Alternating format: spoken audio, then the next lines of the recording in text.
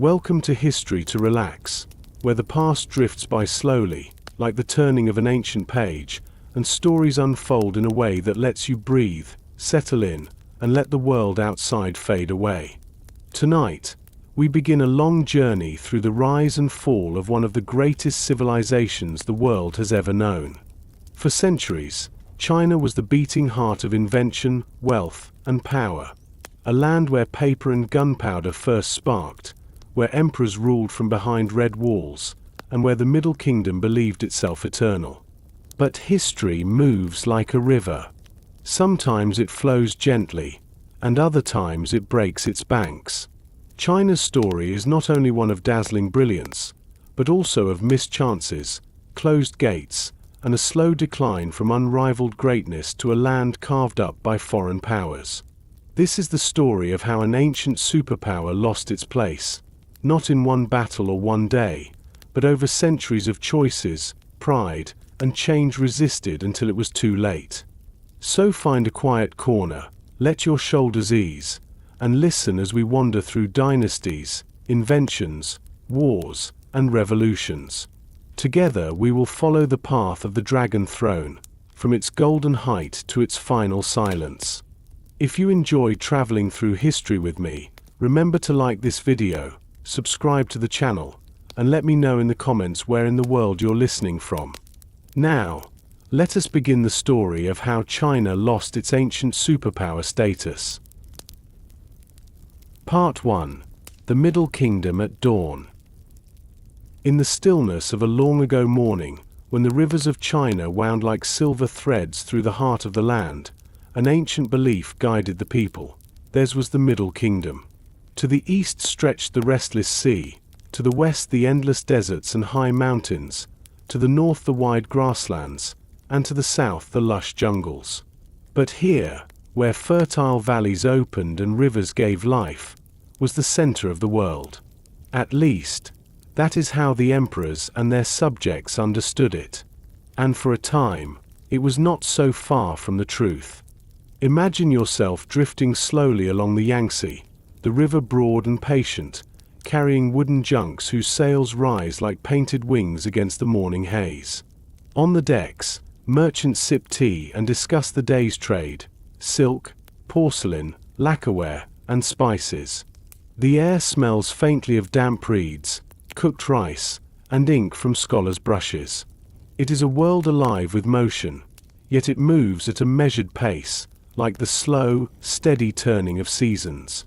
From the very earliest dynasties, China was not just another land among many. It was a civilization of immense scale and continuity, rooted in traditions that seemed to stretch back forever. The people cultivated rice in ordered paddies, watched the rise of the moon with reverence, and honored their ancestors with offerings of incense and food. Their emperors ruled under the mandate of heaven, a sacred responsibility that linked human order to cosmic balance. When the heavens smiled, floods were gentle, harvests rich, and the throne secure.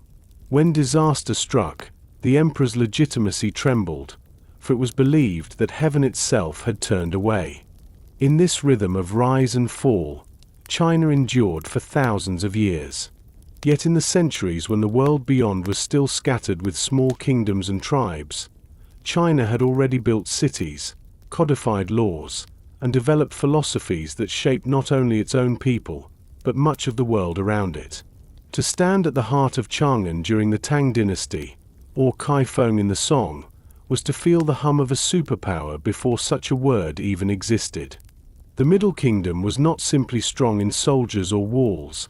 It was rich in the less obvious forms of power, knowledge, culture, and stability. Confucian scholars filled libraries with commentaries on ethics and government. Farmers tilled land according to systems perfected over centuries, feeding tens of millions of people. Poets wrote verses that traveled from one dynasty to the next, their words as enduring as the mountains they described. And yet, in the quiet of this dawn, there was also a certain fragility.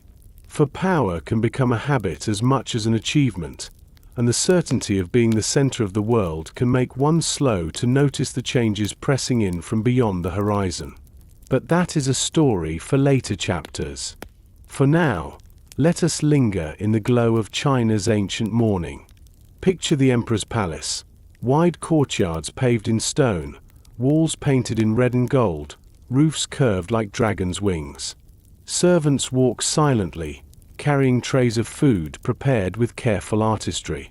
Mandarins in silk robes wait with scrolls in hand, prepared to advise or report. Beyond the gates, artisans hammer bronze, carve jade, and weave silk that gleams like liquid under lantern light.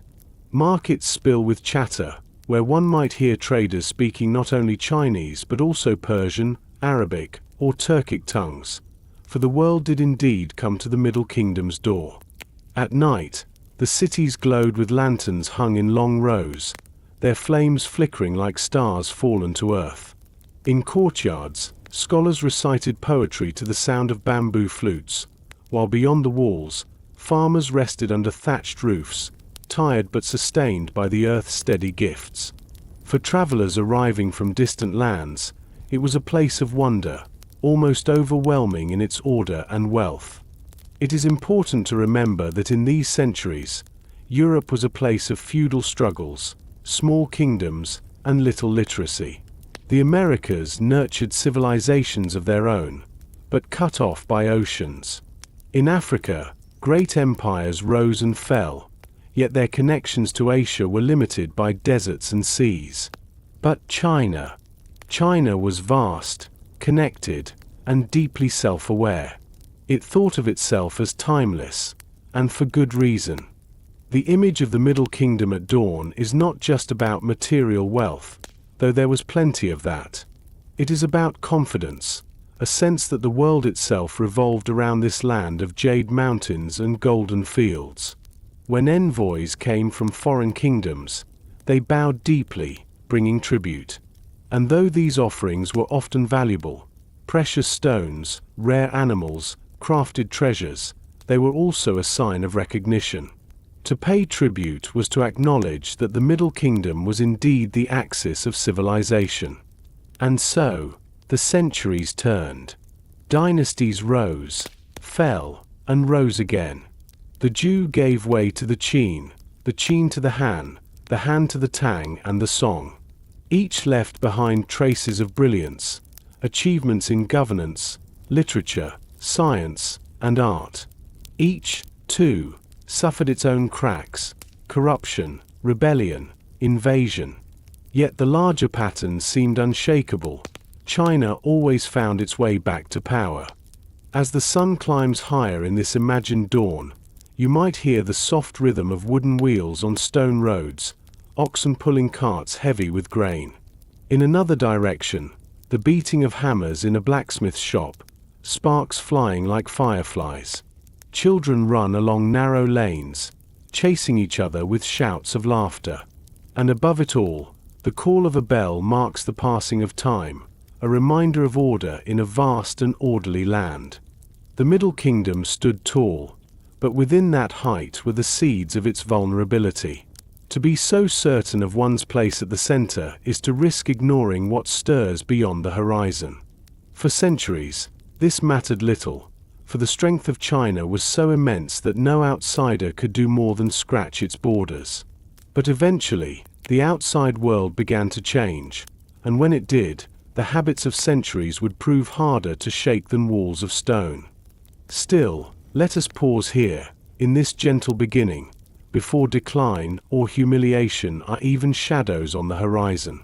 For the listener, this is the moment to drift, to imagine ancient streets lit by lanterns, canals gliding with boats, mountains veiled in morning mist.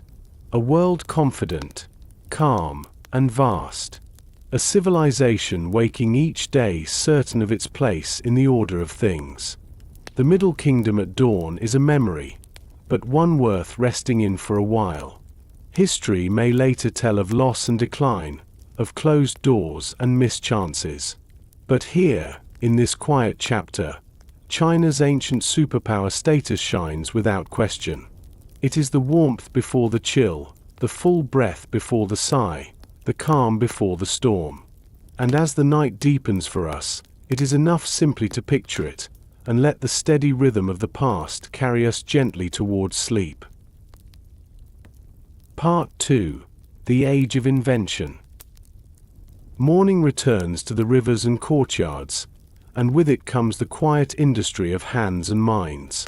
Before armies or ambassadors, before tribute missions and court ceremonies, China shaped its strength from humble fibers and fire, from clay and ink, from the patient alignment of magnets and stars. This was an age when the tools of thought and trade multiplied, and the world felt newly reachable. It did not feel like conquest. It felt like clarity. Begin with paper. In a courtyard shaded by bamboo, vats steam beside stacks of mulberry bark, hemp, and rags. Workers soak and pound the fibers until the slurry turns soft and pale, then lift a screen through the water and coax a thin skin of pulp into the light. The sheet dries in the sun, and when it curls free, it holds the future in its grain. Paper folds more easily than parchment, welcomes the brush more smoothly than bamboo slips, and stores words like a second memory. A scholar holds a fresh page to the light and smiles at the evenness of the surface, the promise of lines that will not snag or splinter. Knowledge is about to travel farther and faster than it ever has. Next comes the brush and inkstone, companions to this new surface. A scholar grinds the ink stick in a shallow pool, water darkening to a quiet black that carries the scent of pine soot. The brush tip gathers that night-black river and lays it down in calm strokes. Characters rise like tiny bridges, each one linking idea to idea, dynasty to dynasty. A copyist repeats a sutra. A merchant tallies grain. An official drafts an edict. Paper does not trumpet power, yet it magnifies it.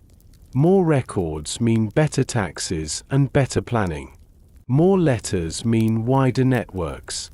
More books mean minds trained to a common language and a shared world. Printing follows. At first, the carved block carries a whole page on its face. Craftsmen work with careful knives, cutting negative space around the characters until the story stands in relief. Ink, press, pull. Ink, press, pull. The rhythm is soothing, like oars on a canal. In time, movable type appears, the small pieces set one by one into frames. Now a page can be rearranged, a text recomposed, and the same thoughts can ripple through towns and provinces in weeks rather than seasons. Shops sell slim books to people who had never owned a book at all. A school in a distant village can borrow the wisdom of a city academy. It is not a roar. It is a deepening hum. From workshops to watchtowers, another discovery asks for wonder. A lodestone needle floats in a small bowl and turns with a will of its own, settling toward a point that is not the sun. Mariners learn to trust this invisible order, and the coastline loosens its grip. Junks leave the friendly sight of shore and cross open water with confidence, sails stitched in tidy panels, hulls braced with watertight bulkheads. The compass is a quiet teacher. It insists that the world has directions even when the sky withholds its stars. In that insistence, trade routes grow bolder, and ports thicken with life. For a different kind of wonder, watch the alchemist's bench. Jars of charcoal, sulfur, and saltpeter sit beside a mortar that still smells of yesterday's experiment. One mixture pops, another hisses, a third flares with a startling light. The first lesson is danger. The second is possibility. Fireworks streak into festival skies and burst like peonies, cascading sparks over temple roofs. Later, flames learn to push too, and paper tubes become rockets. Even later, powders sit in sealed bamboo and clay and bark, and the thump of a new sound rolls across fields and walls. Gunpowder was born far from battlefields, yet it would not stay there. In kilns built like sleeping beasts, porcelain wakes. Potters in Jingdezhen stack bowls and vases in tall sagas and feed the dragon kilns with wood until the heat climbs to a temperature that feels like another world. The glaze melts to a skin that reflects light as if it remembers storms. Blue patterns move across white fields like rivers under ice. Teacups sing with a soft ring when tapped. In courts and caravanserais a continent away, the very word China will one day mean porcelain, a small victory of language that hints at a larger victory of craft. Fragile objects sail great distances and make unfamiliar rooms feel graceful. All these discoveries support a wider system. The Grand Canal stitches the empire's body together, grain drifting from the southern paddies to northern capitals with fewer risks than road travel ever allowed. Locks and levees coax rivers to serve schedules rather than seasons. Markets regulate themselves under eyes trained by law and custom.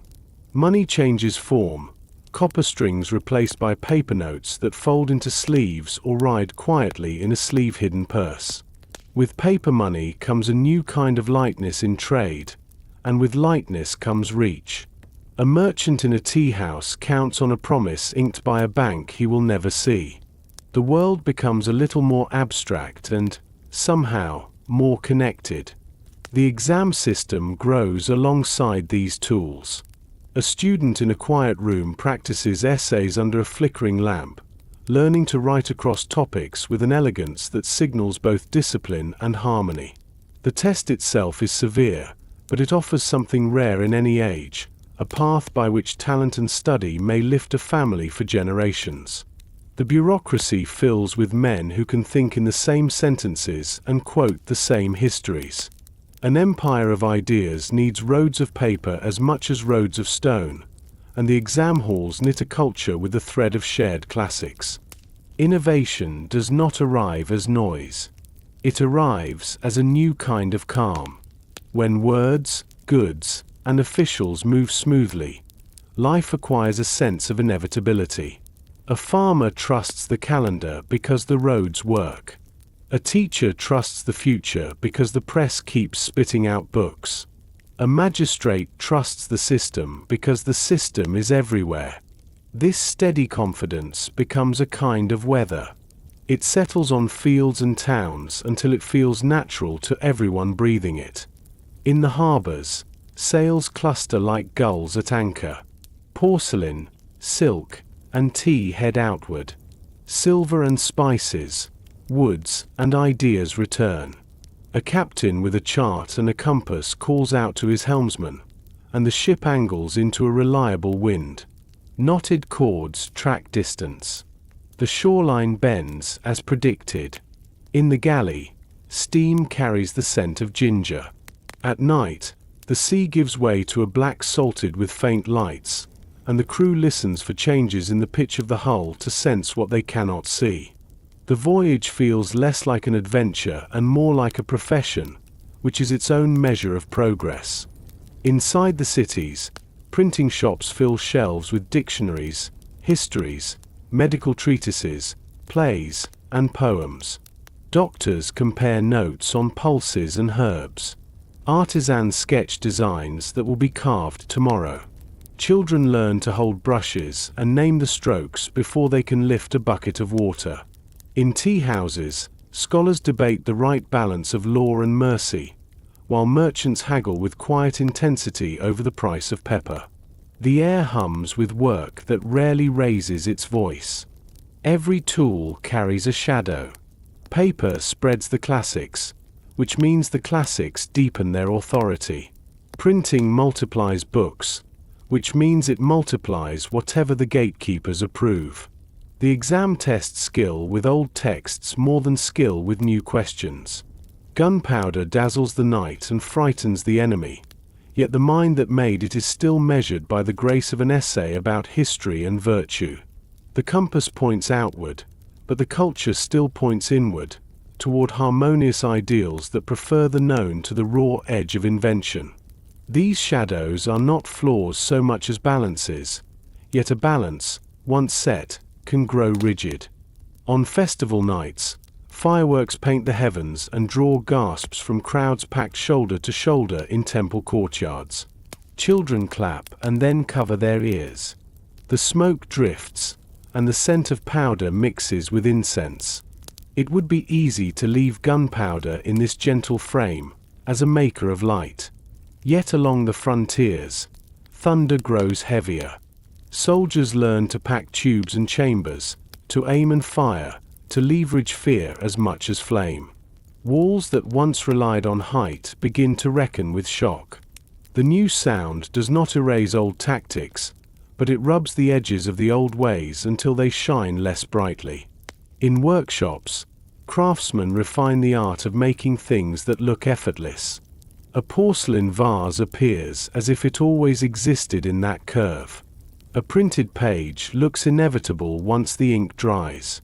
A ship's course feels natural once the harbor fades behind. This is the graceful trap of mastery. When a society becomes very good at producing the known, it can forget how strange the first step once felt. The trial, the failure, the awkward prototype, the risk of being wrong in public, these are the steps that innovation demands. In a palace that values harmony, the awkward step can sound like a small offense. For now, the harmony holds. A magistrate closes a case with a careful verdict and writes his report in a steady hand. The paper dries. A messenger carries it to a clerk, who adds it to a growing archive. A century later, a historian will unroll that record and understand a small truth about the lives of people who would otherwise be lost to time. This continuity is a soft kind of wealth. It is measured not in coins but in memory. Far from the capitals, a boat glides through a canal cut by labor and will. The banks wear willow trees like a fringe. A barge passes and the wake slaps the stones in a rhythm that has soothed generations. A boy practicing characters on a sand tray hears that rhythm and copies it with his brush, stroke by stroke, patient and quiet. He does not know that the same strokes anchor a state, and that the same patience can sometimes slow a civilization when the world begins to move in new ways. It is comforting to believe that inventions alone make a superpower. In this chapter, it seems nearly true. Paper multiplies minds. Printing repeats wisdom until it sticks. Gunpowder gives a loud answer to danger. The compass turns fear into distance. Porcelain turns mud into music. Yet something else has settled across the land, something made from the sum of these tools. That something is a habit of order. It makes citizens safer and officials calmer. It also teaches everyone, slowly and kindly, to prefer the stable path. As night gathers, a scholar closes a book, seals a letter, and sets it aside for a courier. He trims a lamp and listens to the faint noise of a city that is still awake. Somewhere close, a craftsman cools a glaze with a slow breath. Somewhere farther, a ship's bell answers a watchman's call. Somewhere beyond the walls, farmers roll in their sleep, tomorrow's tasks already arranged in the mind like rows of seedlings. The age of invention has worked itself into daily life so thoroughly that it no longer feels like invention at all. It feels like custom. The listener can rest here, with the gentle understanding that power has many shapes, and that some of the most enduring rise from quiet work. The brush on paper, the press on ink, the needle turning toward a hidden law, the mixture that flashes and remakes the sky. These are the sounds and sights that built a civilization's confidence. They will also, in ways not yet visible, help shape the habits that make change harder when new winds begin to blow. For now, breathe with the steady rhythm of the canal and the kill, the shop and the ship, the classroom and the court. A great civilization has given itself tools that make time feel manageable and space feel mapped. The comfort is real. The achievements are genuine. Sleep can come while lanterns still glow in the printing hall and the last pages of today's work dry on lines like laundry. The age of invention has given the Middle Kingdom a bright day. In later chapters, we will watch how that light begins to soften at the edges, and how night, when it arrives, will come not with a crash but with a quiet change in the weather of the mind. Part 3. The Heavenly Bureaucracy. At dawn, the palace courtyards hold a soft echo of sandals and sleeves, a rustle of silk and paper that tells of a machine waking without gears. Drums answer bells, grooms lead horses across flagstones, and clerks lift bundles of documents that smell faintly of starch and ink. The empire moves by the weight of writing. Orders travel in neat strokes. Replies return with seals pressed into red paste.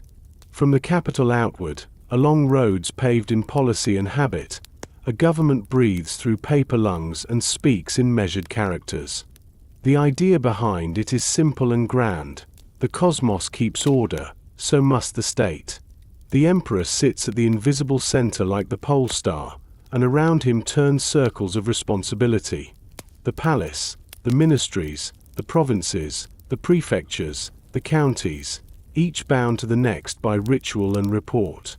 A memorial rises from a wet rice village after the spring floods. It passes through hands trained to weigh words, and if it is right and timely, it reaches the vermilion brush. The answer moves outward the same way, line by line, seal by seal, until it settles into a granary door being repaired, a levy raised, a tax forgiven. From far away, this looks like magic. Up close, it looks like work. In a county yarman, the lowest court of the high order, a magistrate sets out his writing tools before the sun has cleared the eaves. He is a parent official, supposed to be stern and kind in equal measure, and he has more authority than any other person most of his people will ever meet. He listens to a dispute about a boundary stone that river water has nudged over the years. He reads a petition from a widow with a sick child.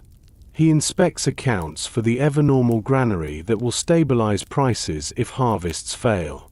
He glances at a wall map and notes where bandits were seen last month. Everything becomes notes, notes become copies, copies become ledgers, ledgers become numbers that fit neatly into the categories demanded by a distant bureau that the villagers will never see. The magistrate will be posted elsewhere in a few years. The records will remain. Above him, prefects and governors sort the empire's pulse into rhythms the capital will trust.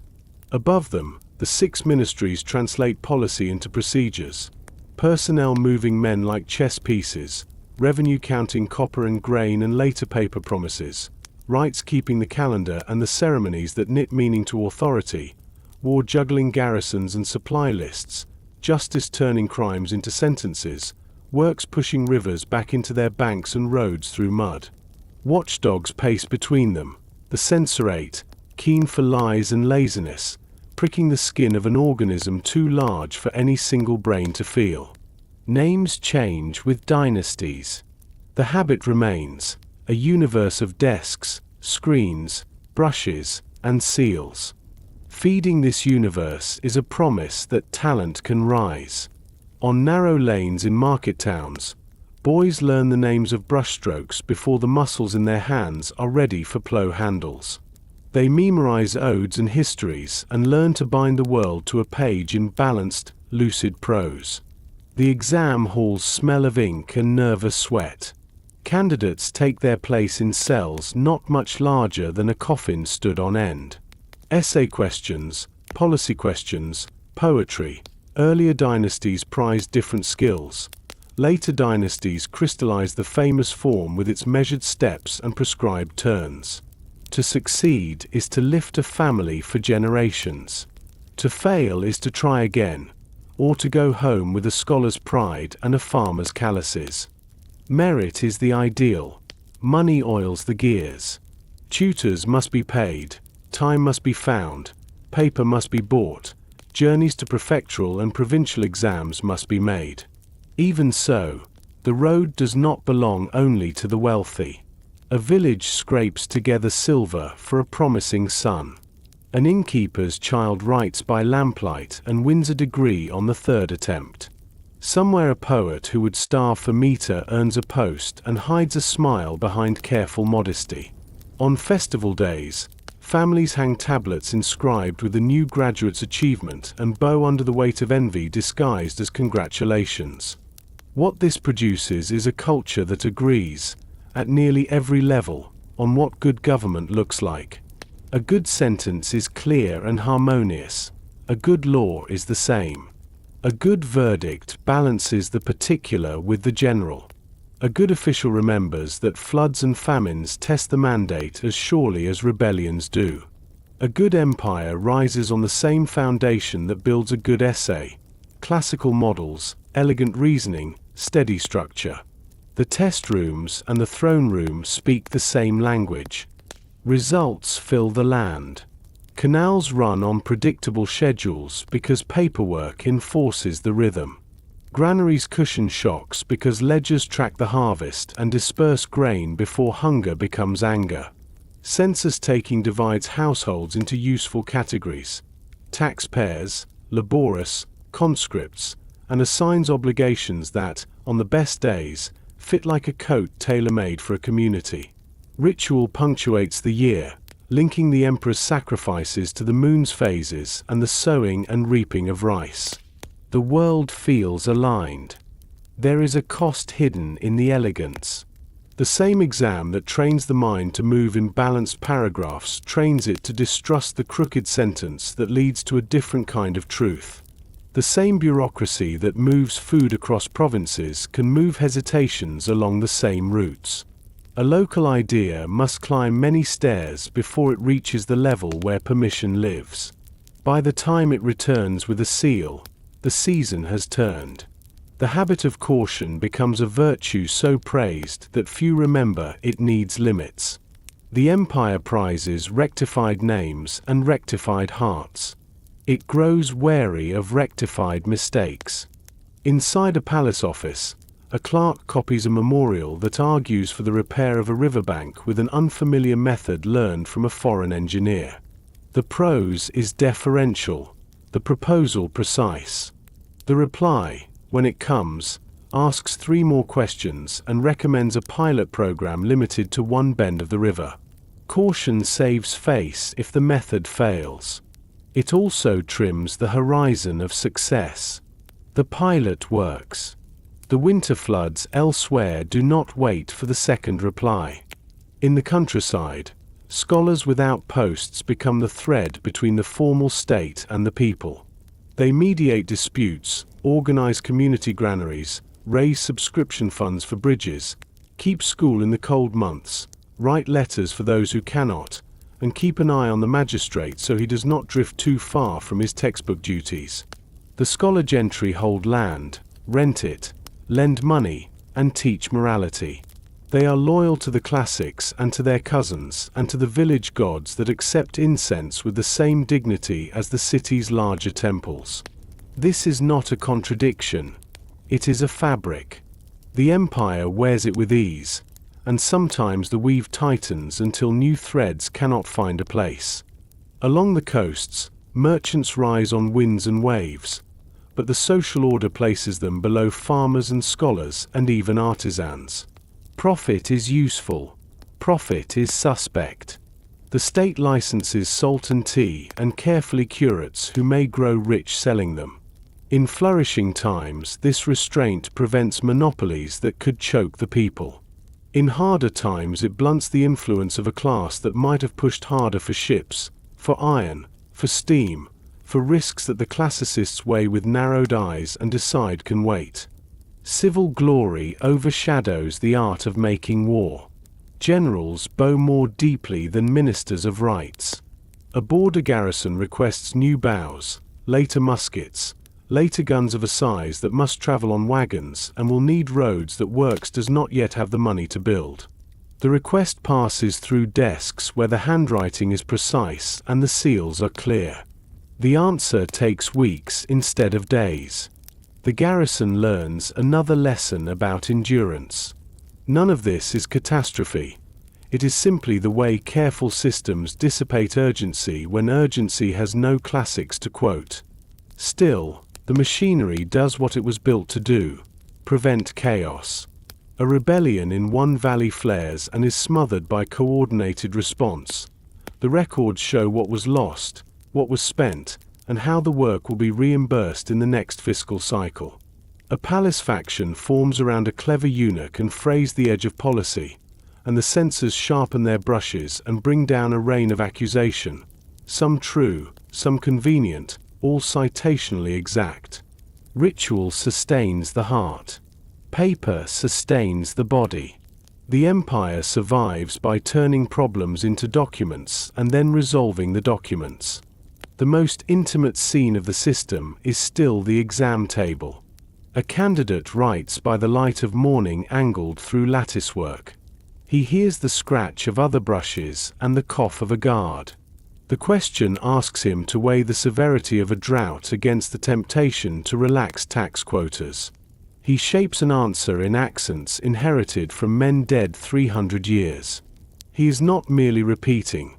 He is proving that he belongs to a chain that reaches back to sages who gave words their proper weight.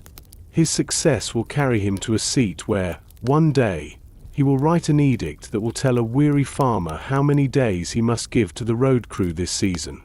The connection is real, and it is also a loop. The answer that won the chair will often resemble the answer written from the chair. When the emperor writes, the ink is red. Vermilion cuts through black the way thunder cuts through summer heat. Yet even an absolute monarch rules inside the invisible net of precedent. A bold decree can stretch the mesh but rarely tears it. He summons ministers, listens to memorials, compares arguments polished by centuries of practice, chooses with a mind trained in the same halls as the men before him. His power is vast, his habits inherited. The sky above the throne is painted with stars that never wander. A traveler who has never seen this world might wonder how such a state could ever decline. From a distance the roads are smooth, the granaries are full, the schools are busy, the courts are tidy, and the army is quiet because the borders are quiet. Up close, small hesitations multiply. The canal needs dredging, the funds are delayed.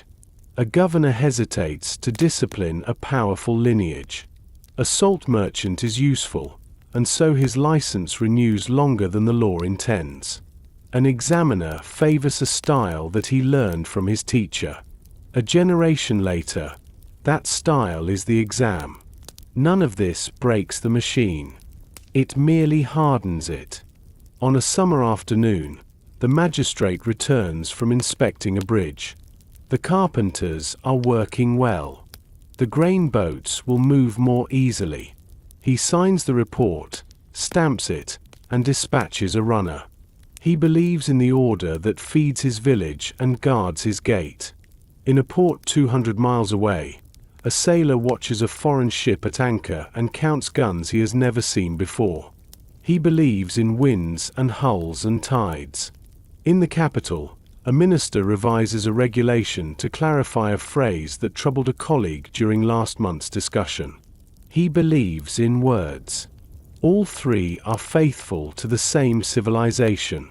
All three are preparing it, without intention, for a future in which their faiths will strain against each other. Night gathers over ledgers and lamp wicks, over quiet halls where copies of copies sleep in cedar chests, over courtyards that smell of rain and hot stone. The bureaucracy holds the empire together with thousands of small decisions that line up like tiles on a roof. It is a beautiful roof, and it keeps out weather that would crack lesser houses. It also makes the house heavy. When the wind changes, the weight will matter. For now, the weight feels like safety. Officials move along prescribed paths, promoted by rules that, on most days, treat them fairly. Villagers know the fee, the form, the proper bow. Merchants learn which licenses fit which goods. Priests mark the calendar. teachers mark the essays, judges mark the boundaries between grief and guilt.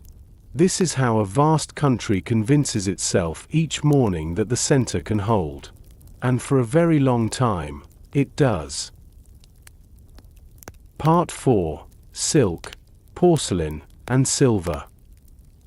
The empire stretched not only across valleys and rivers but also across the imagination of the world. To understand why China was once regarded as a superpower without rival, one must walk slowly through its markets, follow the great caravans over deserts, and sail with its junks across seas. This is not simply a tale of armies or officials, but of objects, delicate, fragrant, enduring, that bound distant lands to the Middle Kingdom. Silk came first. Long before Europe learned the secret of the silkworm, Chinese weavers turned fragile cocoons into shimmering cloth. In mulberry groves, women and children tended worms, feeding them leaves in a steady rhythm, watching the insects spin their fine threads into small white coffins. Those cocoons, once boiled and teased, unraveled into filaments nearly invisible to the eye, yet stronger than anyone in distant lands could imagine. Spun together, dyed with deep reds or subtle blues, woven into robes that glimmered in sunlight, silk became a currency of its own. A bolt could be exchanged for horses, for grain, for loyalty. A robe could signal the weight of an office or the intimacy of a gift. Beyond the mountains and deserts, traders marveled at fabric that seemed too light to be real, too smooth to have come from human hands. The Silk Road carried this wonder outward. Camels loaded with bales stepped into the Taklamakan's dry heat, their bells jingling softly in the wind. Caravans creaked across sand and stone, halting in oasis towns where languages mixed like spices in a market bowl. A merchant might hear Persian in one ear and Sanskrit in the other, while the local innkeeper counted coins with a shrug that suggested he had heard every tongue before. In the corners of those inns, one might find Chinese lacquerware beside Roman glass, Indian pepper beside jade from Khotan. It was not only silk that traveled, but ideas, foods, religions, and diseases. Still, silk was the thread that tied it all together, and at its source lay the Middle Kingdom, confident in its role as supplier of something no one else could truly replicate. Then came porcelain, born of earth and fire, perfected in kilns that roared like dragons at Jingdezhen. Craftsmen refined clays until they yielded a body both translucent and strong, a surface that welcomed the brush and the glaze. Blue cobalt from Persia spread across white bowls in patterns of clouds, waves, and flowers, delicate enough to suggest motion yet firm enough to endure centuries. Porcelain carried the weight of both artistry and utility. Teacups, jars, dishes, and vases, each became an ambassador. In faraway Europe, kings and queens filled cabinets with porcelain, marveling at its thin walls and ringing tone, calling it white gold. On trading ships bound for Lisbon, Amsterdam, or London, crates of porcelain clinked like treasure. The name of the country became the name of the product itself, China. Few honors could be greater. Tea, too, seeped into the world's veins. In misty hills, leaves were plucked, rolled, and dried with a care that turned agriculture into ceremony. The leaves traveled in compressed bricks or fragile baskets, crossing mountains and seas until they reached palaces and cottages alike. A simple brew of hot water and leaves carried with it a trace of Chinese soil, a hint of distant gardens. In Europe, tea became fashion. In Russia, it became tradition. In the Middle East, it mingled with other infusions. Each cup spoke of the Middle Kingdom's gardens, tended with hands that had little notion of how far their harvest would travel. But these luxuries, silk, porcelain, tea, were not given freely. The empire demanded payment, and most often, that payment came in silver. Spanish galleons carried bullion from the Americas, hauled across oceans to Manila, then shipped to Chinese ports where merchants weighed it with practiced eyes. Silver poured into China like rivers converging into a single basin, steady and gleaming. With it came imbalance. For centuries, the world craved China's goods more than China craved the world's. This asymmetry filled Chinese treasuries but also sowed habits of indifference toward foreign wares. Why import what seemed inferior when the world itself lined up at your gates? In the markets of Canton, one could hear the shuffle of feet over stone, smell pepper and sandalwood, see bolts of silk unrolled to catch the light. Foreign traders bent low, offering silver, and left with crates of tea or porcelain to sell at fortunes abroad. The system was carefully managed. Trade permitted only through licensed merchants, tribute required from envoys, rituals observed to remind outsiders of their place. From the empire's perspective, this was harmony. From abroad, it was arrogance. Yet for centuries, the balance held, because the goods were irresistible. Silver, however, is a dangerous tide. It made transactions smoother, taxes easier to calculate, wealth easier to store. Yet it also tied the empire's veins to distant mines in Mexico and Peru, to ships braving typhoons, to economies outside its control. When silver flowed freely, confidence swelled. When silver faltered, cracks appeared. Dependence, invisible at first, grew year by year, until one day it would leave the empire vulnerable to pressures it had not expected. For now, in this age, the glow of prosperity was unmistakable. Caravans clattered out of city gates, ships pushed against the sea with square sails taut in the wind, clerks counted silver ingots stacked in ordered rows, and artisans brushed cobalt onto porcelain with strokes as steady as prayer. The empire radiated wealth, and wealth drew respect. To outsiders, this was proof of superpower status. To insiders, it was simply the natural order of the world. The story of silk, porcelain, and silver is more than economics. It is the story of confidence built on beauty and demand. It is the story of a civilization that believed its treasures would always command tribute, that the balance of trade would always tilt in its favor, that the Middle Kingdom would always remain the heart of exchange. But tides, like empires, are never permanent. What seems like abundance can become dependency, and what feels like tribute can become trap.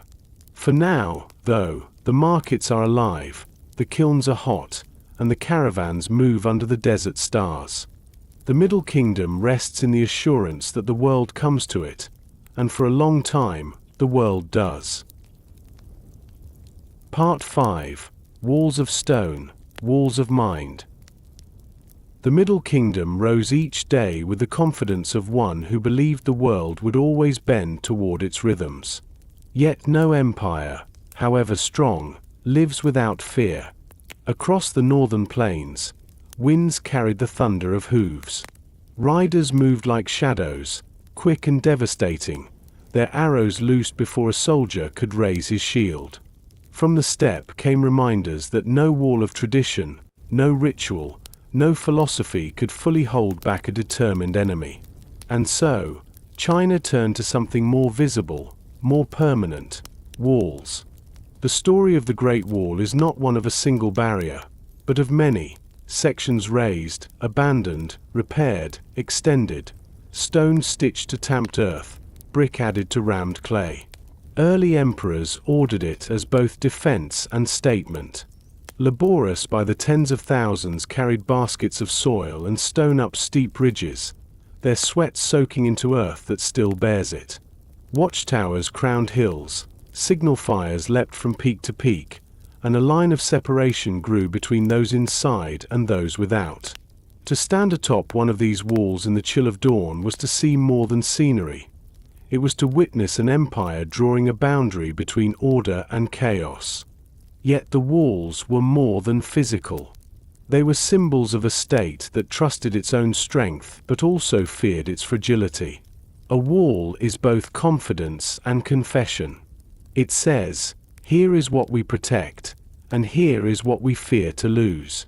For every battlement that rose against northern riders, there was another, less visible barrier forming in the mind of the empire, an instinct to define itself against the outsider, to treat what lay beyond the wall as dangerous, crude, or unworthy.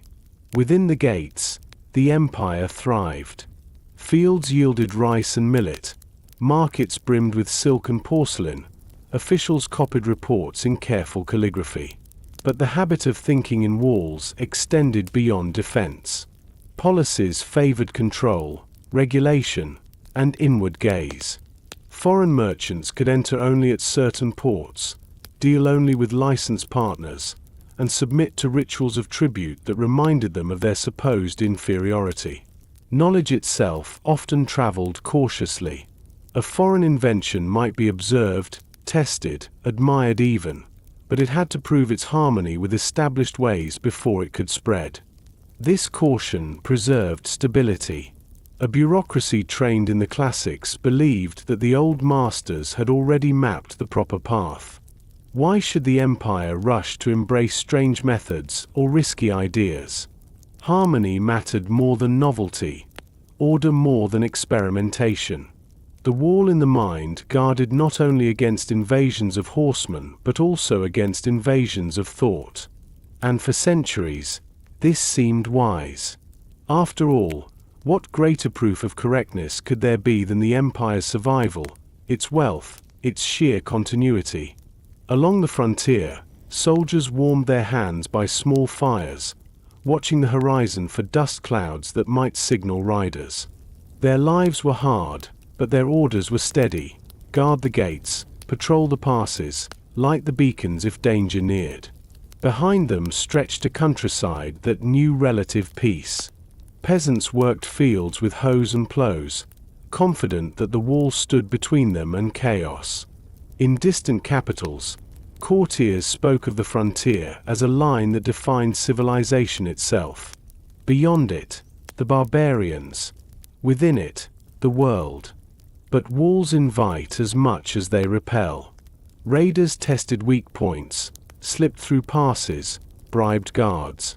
Dynasties fell not only from invasions but from the weight of defending such vast stretches. Each repair campaign consumed silver and labor that could have gone elsewhere. Farmers resented the corvée service, merchants grumbled at taxes, officials struggled to coordinate the endless needs of stone, brick, and garrisons. The wall, meant to secure, also drained. And yet, its symbolism deepened. Court poets praised it as a dragon coiling across mountains, a spine that held the empire upright. Travelers wrote of the awe it inspired, stretching farther than the eye could follow. Foreign envoys marveled at its scale, measuring their own kingdoms against the sheer audacity of a barrier so immense. In their wonder, they missed the quiet truth: a wall is never finished. It is always under repair, always a promise renewed with each stone reset, each patrol dispatched. The wall of the mind grew in similar fashion. During periods of prosperity, officials looked inward, convinced that all answers already rested in their libraries. When new faiths arrived, Buddhism from India, Islam from Persia, they were eventually absorbed, but only after decades of suspicion and debate. When new goods appeared, glassware, spices, mechanical clocks, they were admired as curiosities, then folded into Chinese categories. Rarely did the court consider that such novelties might signal whole systems of thought, economies, or science beyond its borders. To the Chinese scholar official, this inwardness was not weakness but wisdom. The world outside was fragmented, less refined, often violent. Why imitate what was lesser? Better to preserve what had worked for centuries: careful governance, moral education, measured ritual. Walls, whether of stone or of thought, kept the empire safe from disruption. Or so it seemed. Along the coasts, a different rhythm beat. Sailors watched the horizon not for horsemen but for sails, foreign ships with hulls deeper and guns heavier than their own. At first they came for trade, bearing silver, and hunger for porcelain and tea. The empire treated them as tribute bearers, confining them to Canton, surrounding them with restrictions, reminding them of their place. But outside the walls, these traders belonged to worlds that were shifting quickly. Worlds of gunpowder navies, industrial looms, and markets hungry for dominance. The walls of China, both stone and mental, gave it confidence that such shifts could be contained.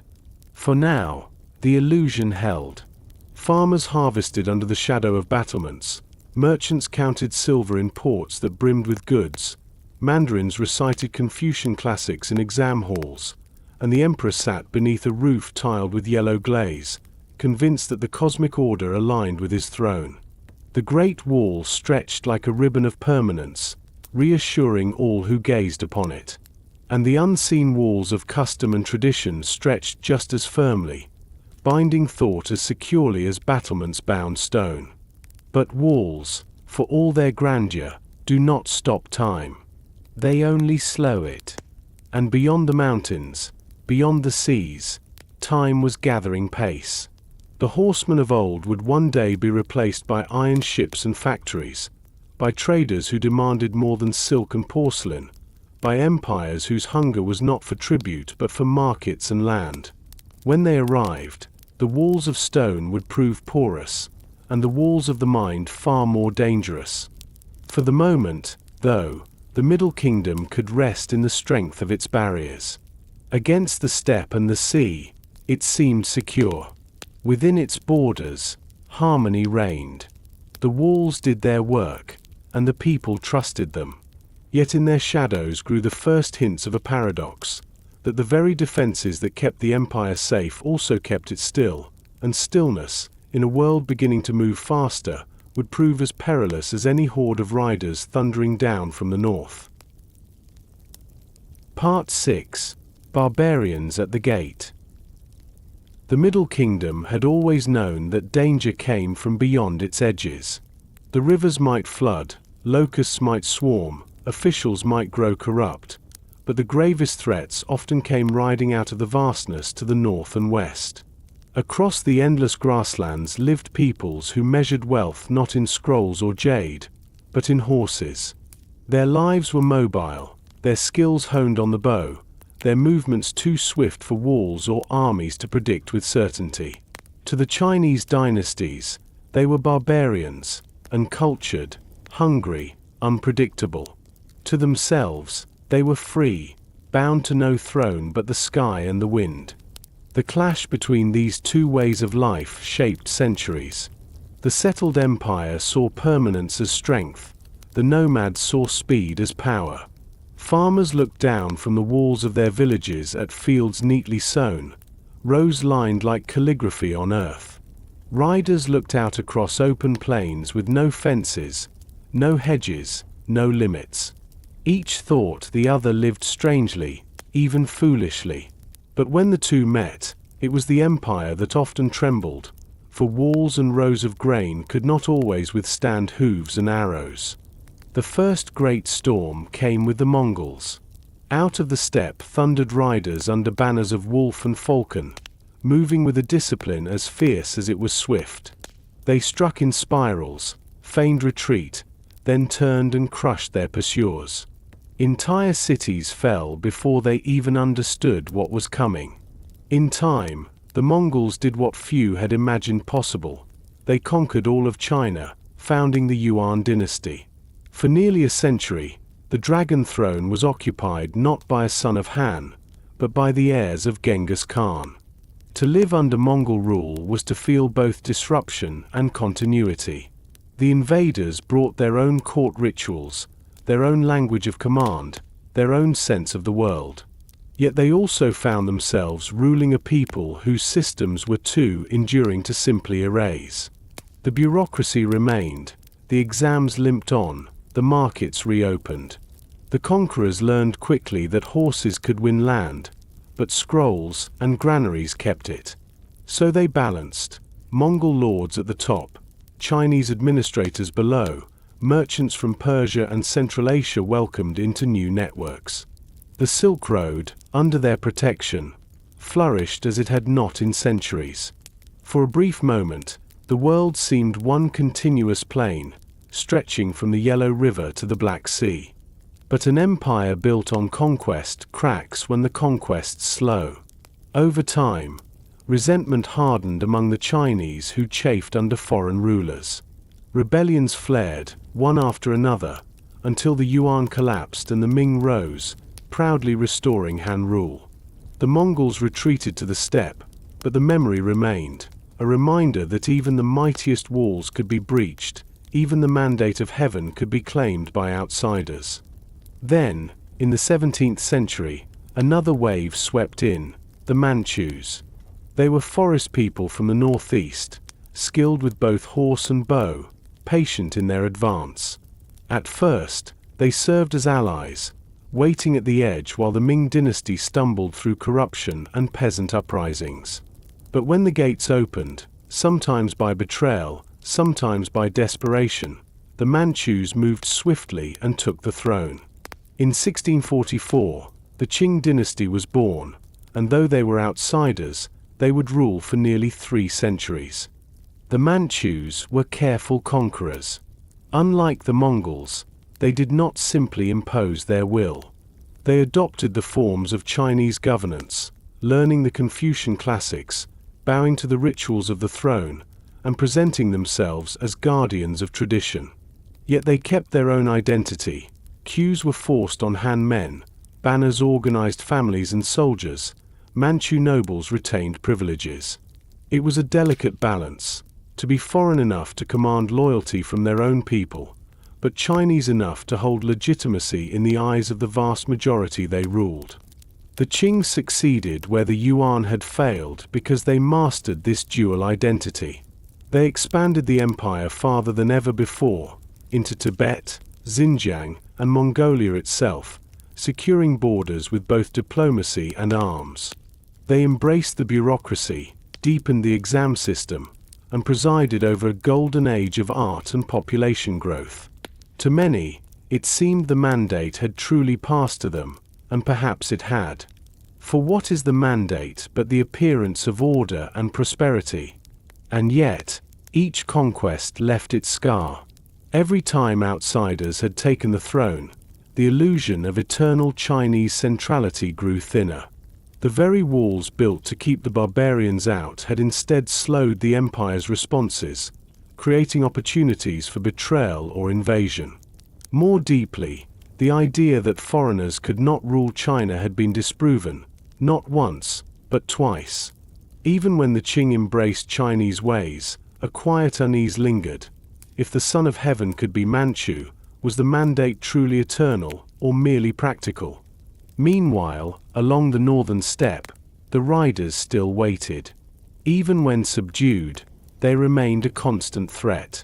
Garrisons lined the borders, patrols marched along the wall, envoys carried tribute to keep peace. The memory of hooves haunted the Middle Kingdom, and it shaped the way the empire saw all outsiders. Foreigners were not partners but threats to be managed, curiosities to be restricted, tributaries to be humbled. The wall in the mind, first raised against nomads, would later be raised against Europeans. Inside the empire, life resumed its steady rhythm, farmers in their paddies, scholars at their desks, mandarins issuing edicts with calm authority. But on the horizons, always, loomed the barbarians. First Mongols, then Manchus, later others yet unknown. Each wave forced the empire to bend, sometimes to break, sometimes to remake itself. Each wave reinforced the conviction that China must guard against the outside at all costs. And so, by the time European ships began to press more heavily against China's coastal gates, the pattern was already old. Outsiders come with hunger, the empire deflects with rituals and walls. It had worked before. It would work again, so the court believed. But these new barbarians did not ride horses or carry bows. They brought cannons, factories, and a hunger not for tribute, but for markets. Against them, the old habits of defense would prove far less steady. For now, the The story rests with the barbarians at the gate, the riders who forced dynasties to fall and rise again, who reminded the Middle Kingdom that even a superpower cannot escape the pressure of its neighbors. They shaped China's reflex to guard, to close, to see the outside as a threat. That reflex, born of centuries of horsemen in the wind, would one day guide the empire into decisions that seemed safe but carried hidden costs. The walls had held against nomads. Whether they could hold against the modern world was a question yet to be asked. Natural disasters struck like hammer blows. Floods broke through dikes, drowning fields. Droughts cracked the soil into brittle patterns, leaving families without harvest. Locusts darkened skies, eating what little remained. Each disaster might have been survivable had the state responded swiftly. But granaries were empty, relief funds stolen, communication delayed by layers of bureaucracy. The mandate of heaven was measured not by ceremonies in Beijing but by rice in the villages, and in many places, the bowls were empty. Into this hunger stepped rebellion. Secret societies promised justice. Bandit groups swelled with desperate farmers who could no longer pay taxes. One of the most famous leaders, Li Zicheng, gathered thousands under his banner, promising bread where the empire had failed. His forces swept through the countryside, toppling cities one after another. In 1644, his troops even stormed into Beijing.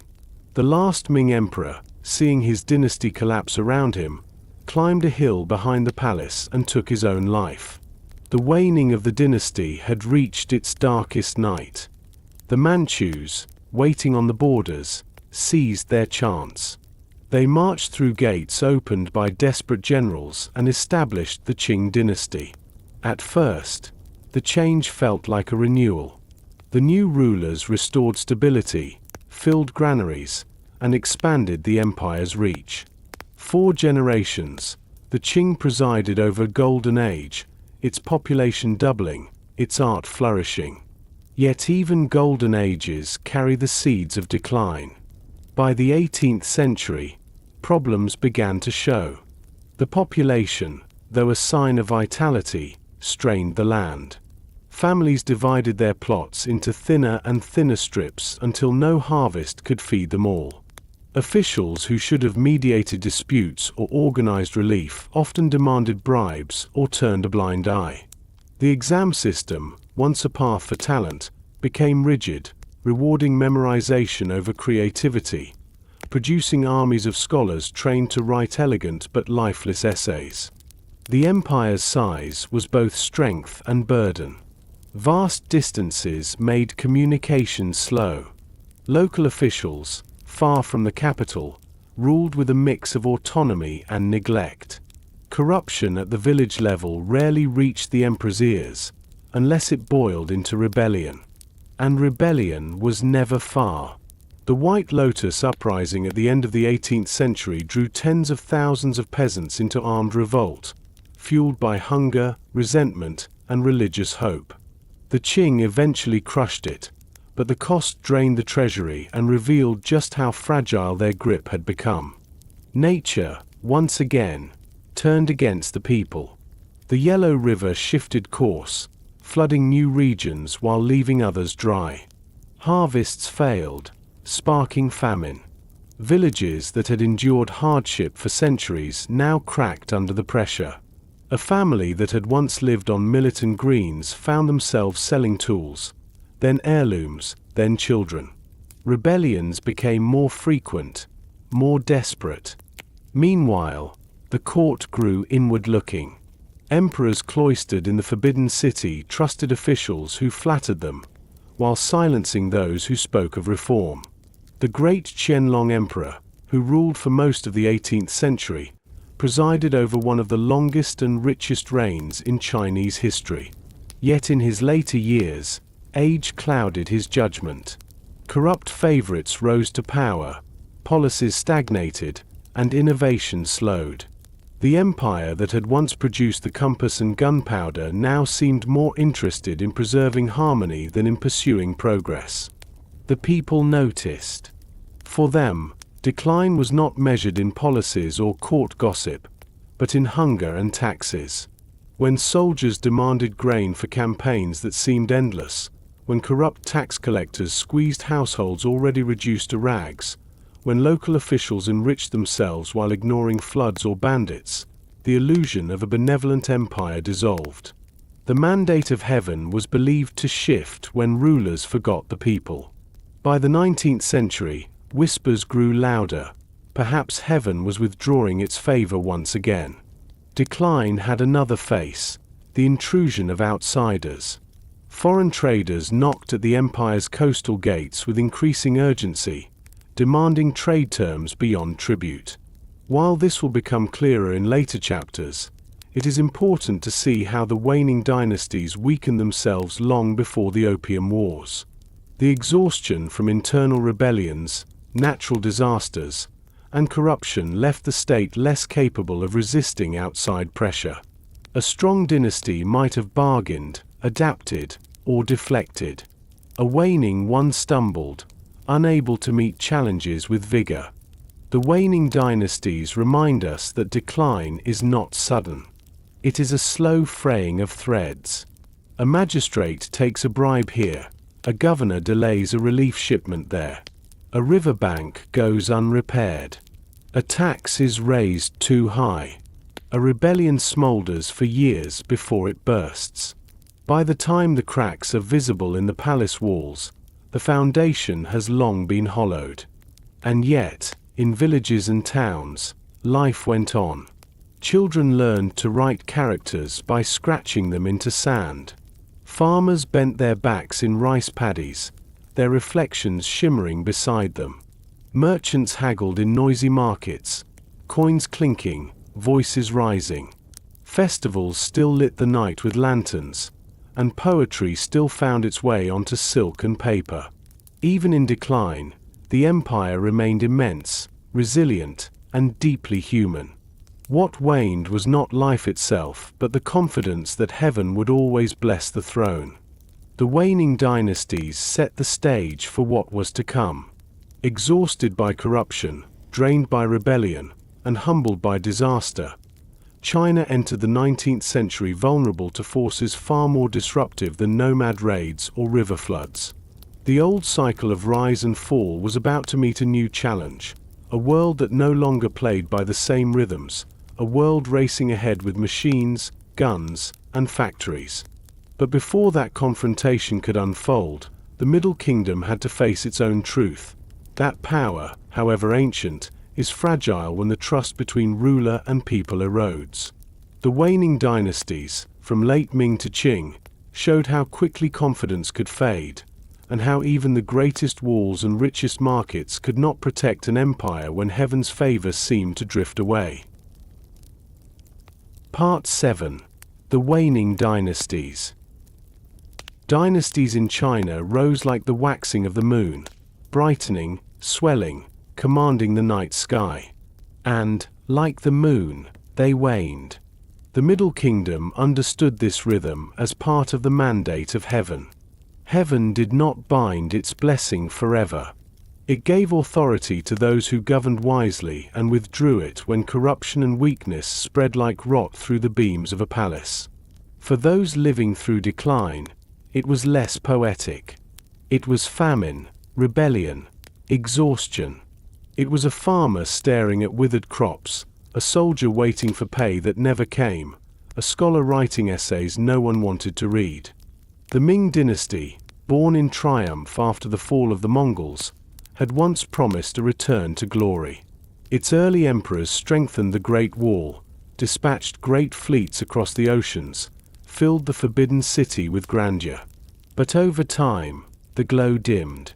By the late Ming centuries, corruption had seeped into offices.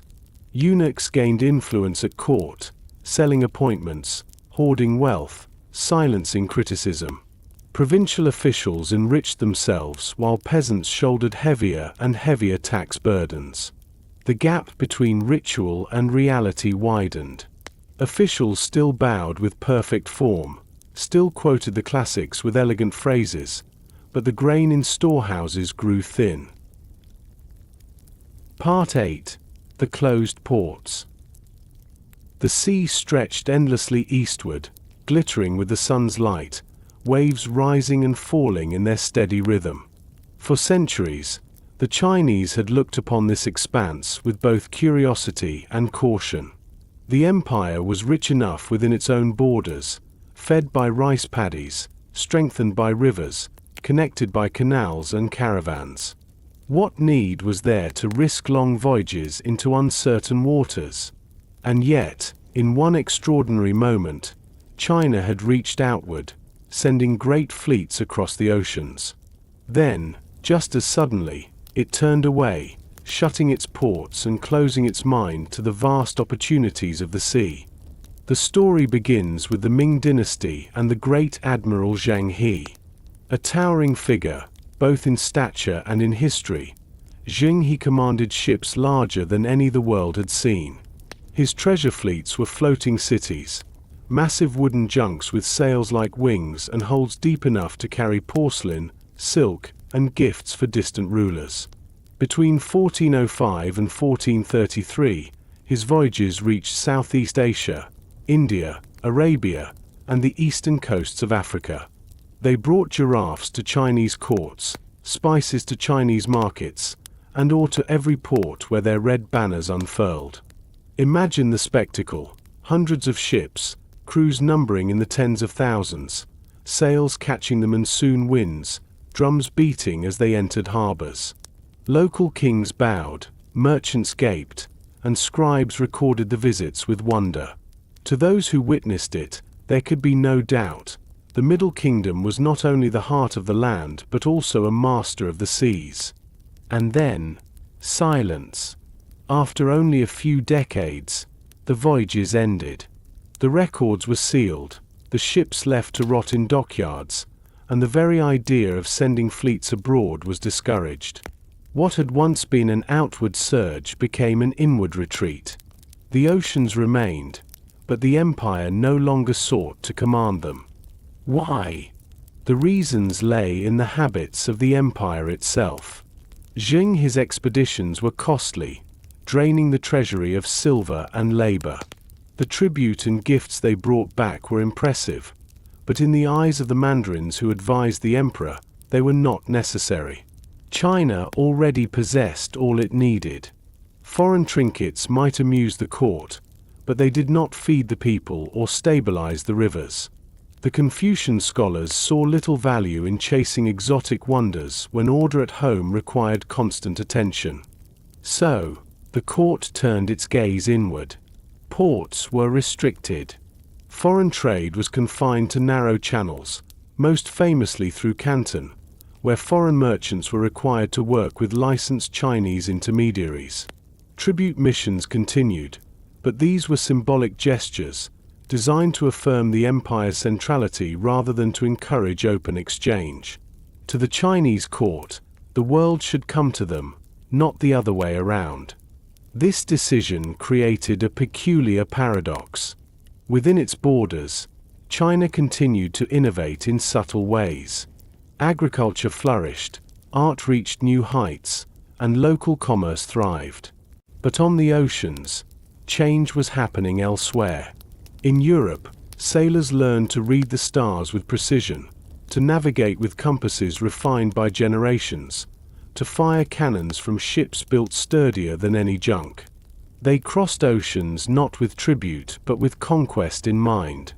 While Chinese ships sat idle, Portuguese caravels rounded Africa. While mandarins debated ritual, Dutch and English merchants plotted global empires. The closing of the ports was not only a policy, it was a mindset. The empire came to believe that the outside world had little to offer. Better to control what came in than to risk being tainted by disorder. This suspicion was an extension of the same wall of the mind that had defined relations with nomads for centuries. Outsiders were unpredictable. Trade should be limited, foreign ideas kept at a distance, and harmony preserved by resisting novelty. In Canton, the system reflected this caution. Foreign traders were housed in factories along the river, their movements restricted, their access limited to a season of the year. They dealt only with licensed Hong merchants, who acted as gatekeepers and interpreters. Every transaction was monitored, every shipment taxed. The foreigners found the system frustrating, but they endured it, for the prize was too rich. Tea, porcelain, silk, these treasures were worth every indignity. To the Chinese, this arrangement confirmed their superiority. The barbarians begged at their gates, the empire granted them crumbs. For centuries, the arrangement seemed stable. Silver flowed in, goods flowed out, and the empire sat secure, convinced of its central place. Yet beneath the surface, danger was growing. By refusing to engage openly with the world, China forfeited opportunities to learn from it. Shipbuilding stagnated, maritime technology languished, and naval defenses weakened. The empire that had once astonished the Indian Ocean with its fleets now depended on land walls and bureaucratic caution. In villages far from the coast, farmers noticed none of this. They bent over paddies, sowing rice, believing the world to be as it always had been. Merchants in inland towns sold cloth, tea, and salt, never questioning why the empire did not seek markets beyond its borders. But in Canton, foreign ships grew larger, their guns more numerous. The foreigners grew less patient with restrictions, less willing to bow to ritual. And when their demands swelled beyond what the empire was willing to grant, the closed ports would become flashpoints. The choice to turn inward preserved stability in the short term. It allowed emperors to focus on internal order, on floods and famines, on examinations and rituals. But it also meant that when the world changed, when Europe's ships and cannons and factories came crashing into Asia, China was unprepared. The wall of stone had become a wall of water, and the empire had built no bridge across it. For now, in this chapter of the story, the silence of the ports feels like calm. The oceans lie quiet beyond the horizon. The great treasure ships are memories, their sails long since fallen to dust. Foreigners are contained, tribute continues, harmony seems intact. Yet this calm is deceptive. It is the pause before pressure, the stillness before storm. By closing its ports, the empire preserved its dignity but planted the seeds of future humiliation. The world was moving, and China had chosen to stand still. Part 9. The Opium Wars.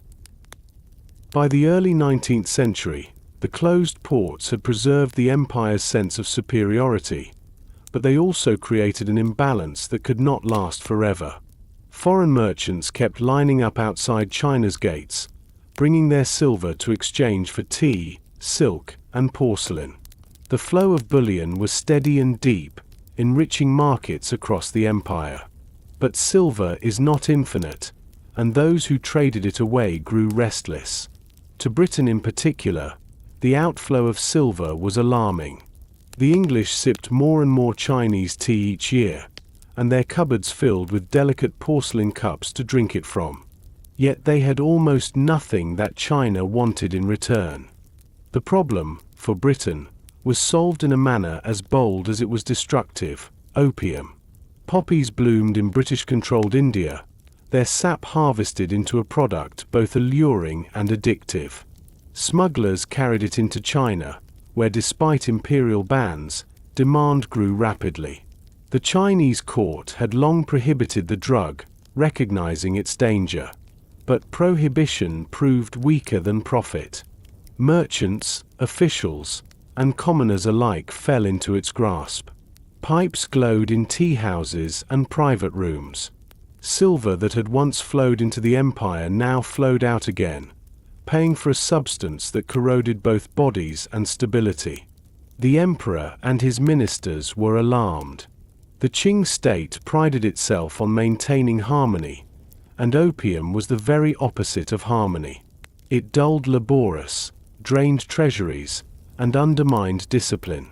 Officials warned of families ruined, soldiers weakened, and revenue lost.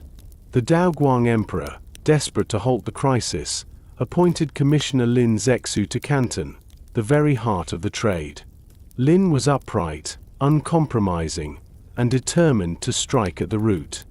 His orders were clear: stop the poison. Lin confronted the foreign merchants, demanding that they surrender their opium stocks. When they resisted, he pressed harder, cutting off supplies, seizing warehouses, and at last, in a dramatic gesture, destroying over 20,000 chests of opium at Human in 1839. The drug was mixed with lime and salt and poured into the sea, a public declaration that China would not bow to addiction or foreign arrogance. But Britain saw it differently. To British merchants, the opium was property. To British politicians, Lin's act was an insult, an attack on trade, and a challenge to national pride. And so began the First Opium War. The clash was devastating not because of its scale but because of its imbalance. Britain's navy, sharpened by the Industrial Revolution, sailed with iron hulls, powerful cannons, and disciplined crews. China's defenses, by contrast, were outdated, its cannons ill-cast, its fleets built for rivers rather than oceans. Battles were brief and brutal. British ships blockaded ports, shelled forts, and cut off supply routes with ease. Soldiers on land met little resistance that could not be brushed aside. For the Chinese, it was a shock. For centuries, they had believed in the empire's superiority, convinced that barbarians could be contained by ritual and walls. But here was proof to the contrary: ships that could sail where they pleased, weapons that could not be matched, commanders who fought with precision rather than ceremony. The empire's faith in its own order crumbled against the weight of industrial might. The war ended with humiliation. In 1842, the Treaty of Nanjing forced China into concessions it had never imagined making. Hong Kong was ceded to Britain. Several ports were opened to foreign merchants, beyond the tight control of Canton. Tariffs were fixed, favoring outsiders. Most galling of all, Britain demanded, and received, the principle of extraterritoriality. British subjects in China would not be judged by Chinese law but by their own. The sovereignty of the Middle Kingdom had been pierced. But the humiliation did not stop there. France, the United States, and other powers soon demanded the same privileges, prying open China's markets further. When the Qing tried again to resist, the Second Opium War followed in the 1850s, bringing even deeper humiliation. Anglo-French forces marched into Beijing, looting and burning the Summer Palace, a jewel of imperial art and architecture. The smoke rose over the forbidden city itself, a symbol to all that China was no longer untouchable. The damage of the Opium Wars was not only material but psychological. The Middle Kingdom, long accustomed to thinking of itself as the center of civilization, now faced a bitter truth. In the face of modern industry and imperial ambition, it was weak. Its armies could not defend its coasts, its officials could not control its markets, and its rituals could not command respect. Inside the empire, the effects rippled outward.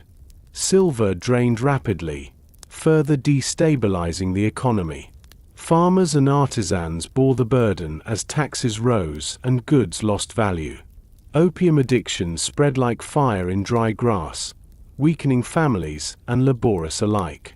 Rebellions multiplied, most famously the Taiping Rebellion, which nearly toppled the dynasty altogether.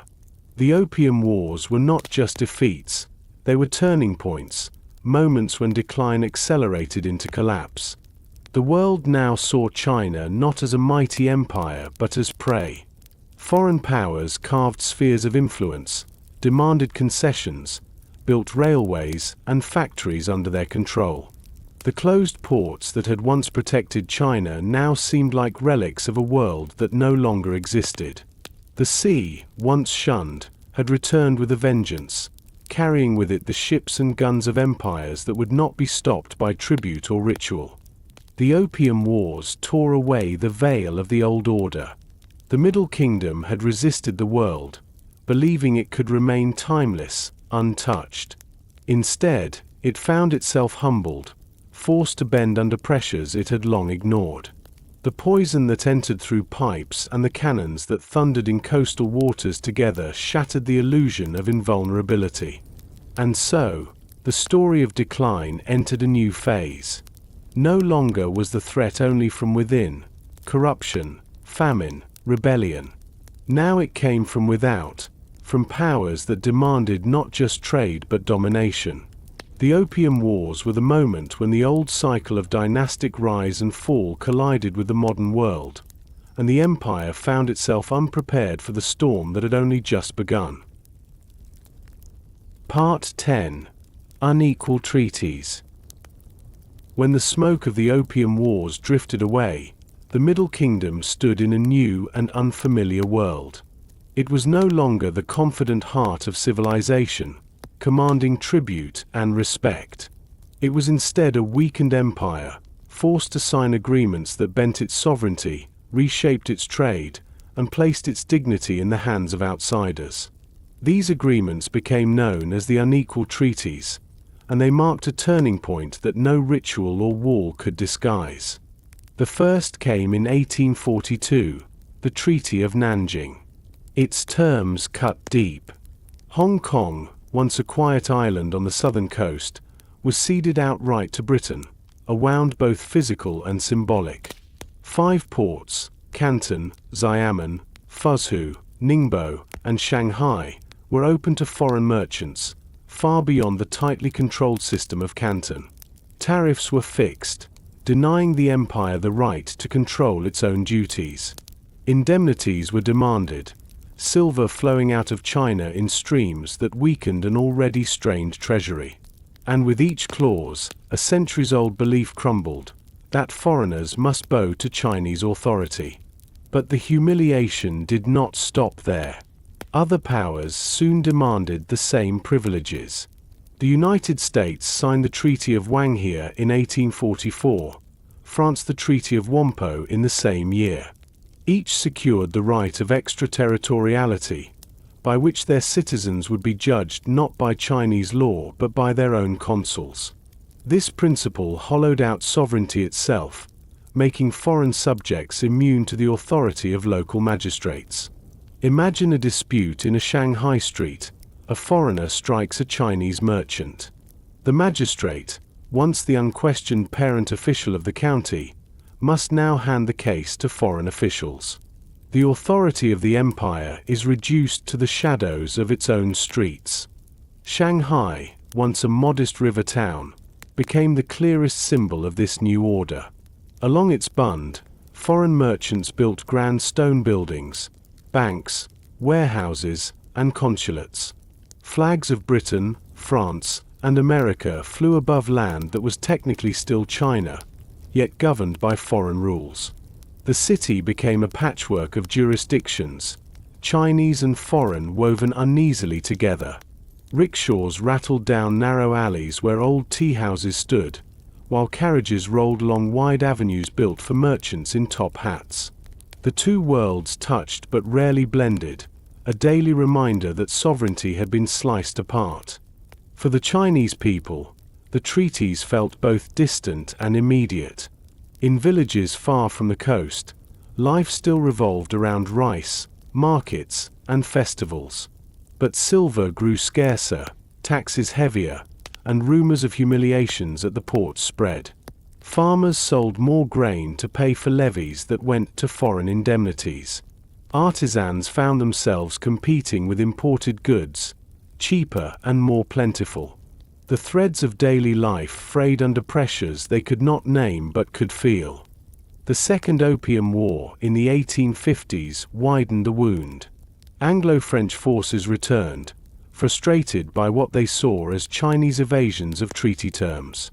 They demanded further concessions, and when denied, they marched on Beijing itself. The Summer Palace, a masterpiece of gardens and halls, was looted and burned. Flames consumed not only wood and stone but also pride. The emperor fled, and when peace was forced again, the treaties that followed cut deeper still. More ports were opened, more rights given, Christianity legalized, opium trade formally permitted. The empire that once commanded tribute now found itself commanded. The phrase unequal treaties came later, but the reality was plain to everyone living under them. Foreign warships patrolled rivers. Foreign troops guarded concessions. Foreign merchants walked freely in cities where Chinese were subject to their own official strict controls. The law no longer applied equally, and this inequality was visible in every port and every market touched by foreign presence. For the mandarins of the Qing court, the treaties posed not only practical problems but philosophical ones. The empire had always believed in its own centrality, its role as the Middle Kingdom. Tribute from abroad was supposed to confirm this order. But now tribute had been replaced by indemnity, and authority by subordination. How could harmony be preserved when foreigners openly defied Chinese law? When foreign merchants demanded rights once reserved for officials, when foreign gunboats sat anchored just beyond palace walls? The response was often paralysis. Some officials called for reform, urging the adoption of Western weapons, ships, and schools. Others clung to tradition, insisting that harmony lay in preservation, not imitation. The court wavered, issuing decrees that pleased neither side. Meanwhile, the treaties multiplied, each one cutting away another piece of sovereignty. And yet, in the midst of humiliation, life continued. A farmer in the Yangtze Valley still rose with the sun to till his field. A child in a village still practiced characters by lamplight. A bride in a mountain town still walked to her wedding in a red silk gown. But beneath these continuities, the sense of security, the belief that the empire's walls would always protect, was gone. Whispers spread that heaven had turned its back on the dynasty, that the mandate was slipping away. The unequal treaties did more than change law and trade. They reshaped the very way China saw itself. Once the proud center of the world, it now felt the weight of weakness, the sting of humiliation, the frustration of being forced open against its will. The treaties were not only documents, they were scars etched into the empire's memory. And they marked the moment when decline became something more than an internal cycle. They marked the moment when foreign powers, armed with machines and ambition, began to dictate the course of China's history. For the Middle Kingdom, the age of walls and rituals had ended. The age of concessions and humiliations had begun.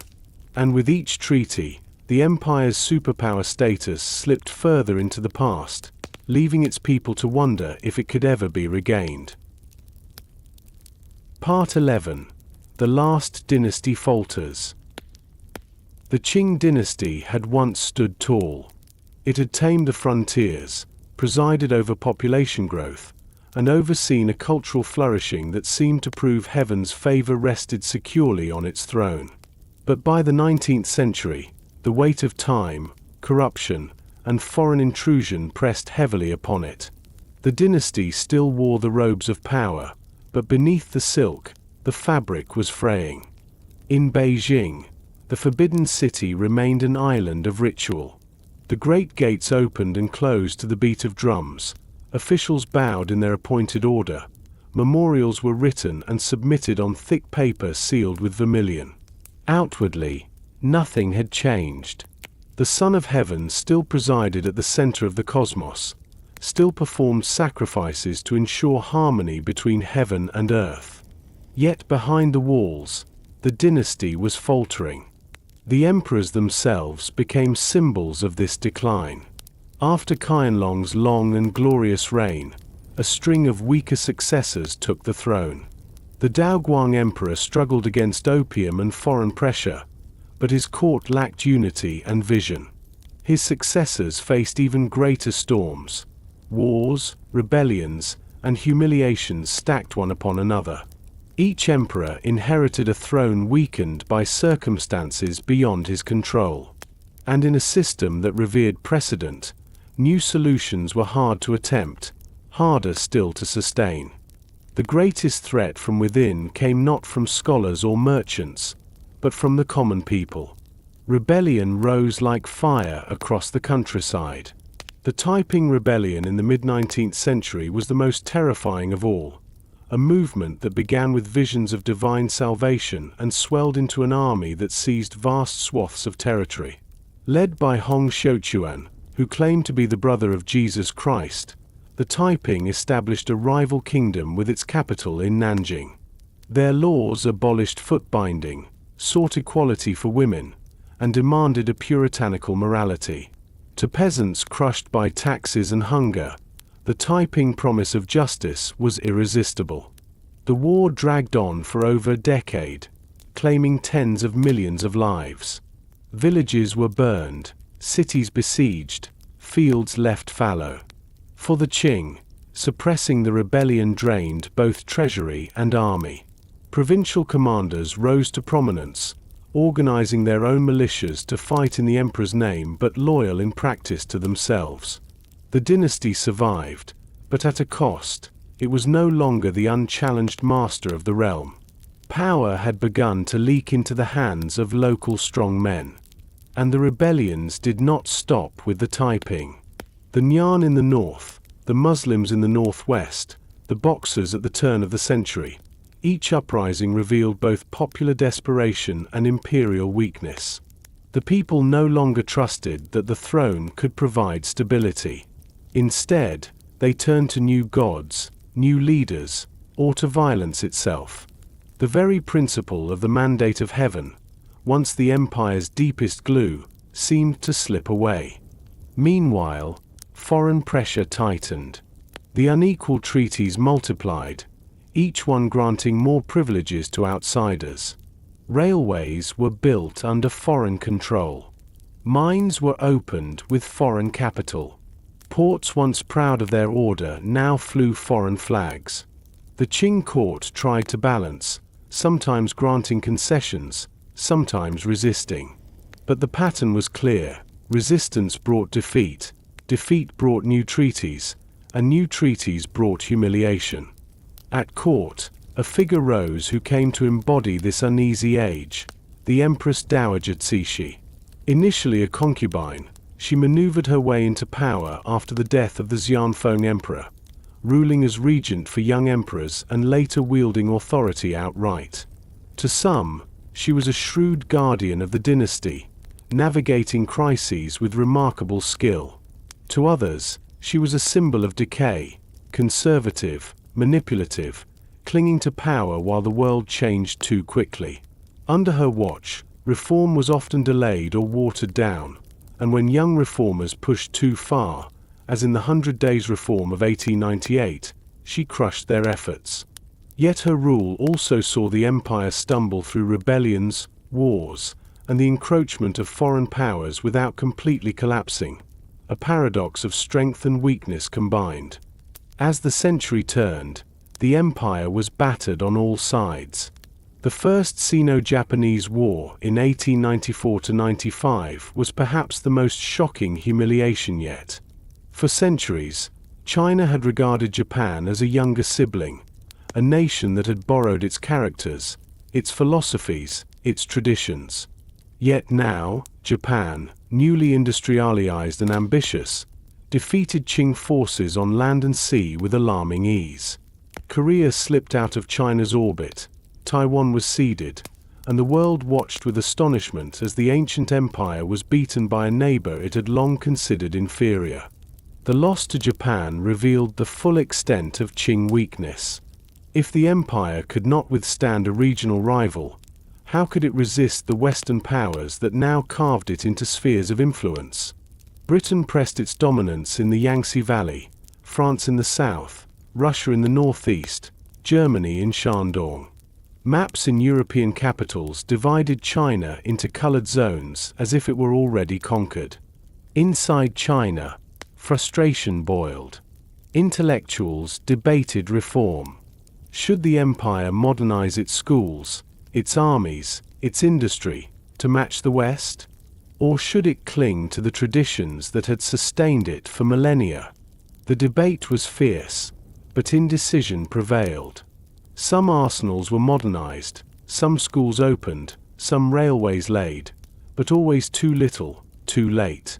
The old habits of caution slowed change, and the empire drifted between two worlds, unable to choose fully between them. In the countryside, peasants bore the brunt of the decline. Taxes rose to pay indemnities, harvests faltered under neglect, and foreign goods flooded markets, undermining local crafts. Villages that had once endured hardship with quiet resilience now seethed with anger. The Boxer Rebellion at the turn of the 20th century embodied this rage, as peasants and martial societies rose against foreign influence, chanting incantations they believed would make them invulnerable to bullets. They attacked missionaries, railways, and foreign compounds. For a brief, fiery moment, it seemed as though the empire might shake off its tormentors. But foreign armies marched on Beijing, suppressing the Boxers with brutal efficiency. The Qing court, caught between supporting the rebels and placating the foreigners, ended up humiliated once again. More indemnities were demanded, more control ceded. The dynasty staggered on, but its authority was hollow. The last dynasty faltered not in a single blow but in a long erosion. Corruption at the top, rebellion from below, humiliation from without, all combined to sap its strength. The emperor's decrees no longer commanded automatic obedience. The mandate of heaven, once unquestioned, now seemed a story told in empty halls. By the dawn of the 20th century, the Qing was an empire in name more than in fact, holding together through inertia rather than conviction. In villages, farmers still planted rice. In towns, artisans still shaped clay and iron. In cities, scholars still bent over their books. But few truly believed that the throne in Beijing could protect them from hunger, rebellion, or foreign soldiers. The last dynasty lingered, heavy with ritual, hollow in power, waiting for the inevitable storm that would sweep it away. Part 12. The Century of Humiliation. When the 20th century opened, China no longer stood as the confident Middle Kingdom. It was instead a land bruised by defeats, bound by treaties it had not chosen, and divided by powers it could not resist. What followed has often been called the Century of Humiliation, a span of time when foreign nations carved their privileges into the very body of the empire, and when the dynasty that had once presided over prosperity staggered like an old man too proud to admit his frailty. The humiliations had begun with the Opium Wars, but in the decades that followed they deepened into a pattern. Each time the Qing attempted to resist, defeat brought harsher demands. Each time it tried to reform, hesitation blunted the effort. And in the gaps, foreign empires moved steadily forward, carving spheres of influence as if the land were a pie set upon their table. By the late 19th century, the map of China bore strange marks. Britain controlled Hong Kong outright and exerted dominance over the Yangtze Basin. France pressed its influence into the south from Indochina. Germany seized Shandong after the murder of 2 missionaries, building railways and forts as if it were their own province. Russia pressed into Manchuria, eyeing the warm water ports of the Pacific. Japan, having defeated China in 1895, claimed Taiwan and looked hungrily toward Korea and beyond. Even the United States, distant across the ocean, insisted on the open-door policy, ensuring that it too would share in the spoils. In the treaty ports, foreign flags fluttered above stone buildings that looked nothing like Chinese halls. Shanghai became a patchwork of foreign concessions, each governed not by Chinese law but by councils of merchants and consuls. Streets were lit with electric lamps, while villages only miles away still burned oil lamps in clay holders. Wealth flowed into banks controlled by foreign powers, while Chinese laborers carried loads on their backs for coins that could scarcely feed a family. To walk through the Bund was to feel as if one had stepped into another country entirely, though the soil beneath was still China's. The loss of sovereignty was not only territorial but also cultural. Missionaries arrived with their schools and hospitals, teaching new faiths, new sciences, and new languages. Some Chinese welcomed these opportunities, hungry for knowledge the old exam system no longer provided. Others resented them deeply, seeing in every foreign chapel a reminder of weakness, in every foreign teacher a reminder that the empire could no longer command respect. Tensions simmered in alleys and courtyards, erupting at times into violence, as in the Boxer Rebellion. But suppression followed swiftly, reminding everyone that foreign soldiers could march through Beijing itself. Inside the Forbidden City, the Qing court struggled to respond. Reformers urged the adoption of Western-style schools, militaries, and industry. Conservatives warned that such changes would unravel the very fabric of Chinese civilization. The Hundred Days Reform of 1898 had shown how dangerous bold change could be. The Guangxu Emperor had supported sweeping reforms, only to be overthrown by the Empress Dowager Cixi, who placed him under house arrest. The dynasty lurched between stasis and half measures, never committing fully to renewal, never entirely silencing those who called for it. Meanwhile, the people carried the burdens. Farmers paid ever higher taxes, much of the money flowing not to local needs but to indemnities imposed by foreigners. Artisans watched as cheap imported goods undercut their work. Soldiers fought rebellions and foreign wars alike with weapons already outdated by the time they were forged. The countryside, always the backbone of the empire, sagged under hunger and despair. Famine swept provinces, bandits roamed unchecked, and families sold children to survive. The phrase "Century of Humiliation" would not be coined until later, but those who lived through it felt the weight. Pride gave way to anger, anger to resignation. The sense that heaven had abandoned the dynasty spread quietly from village hearths to city tea houses.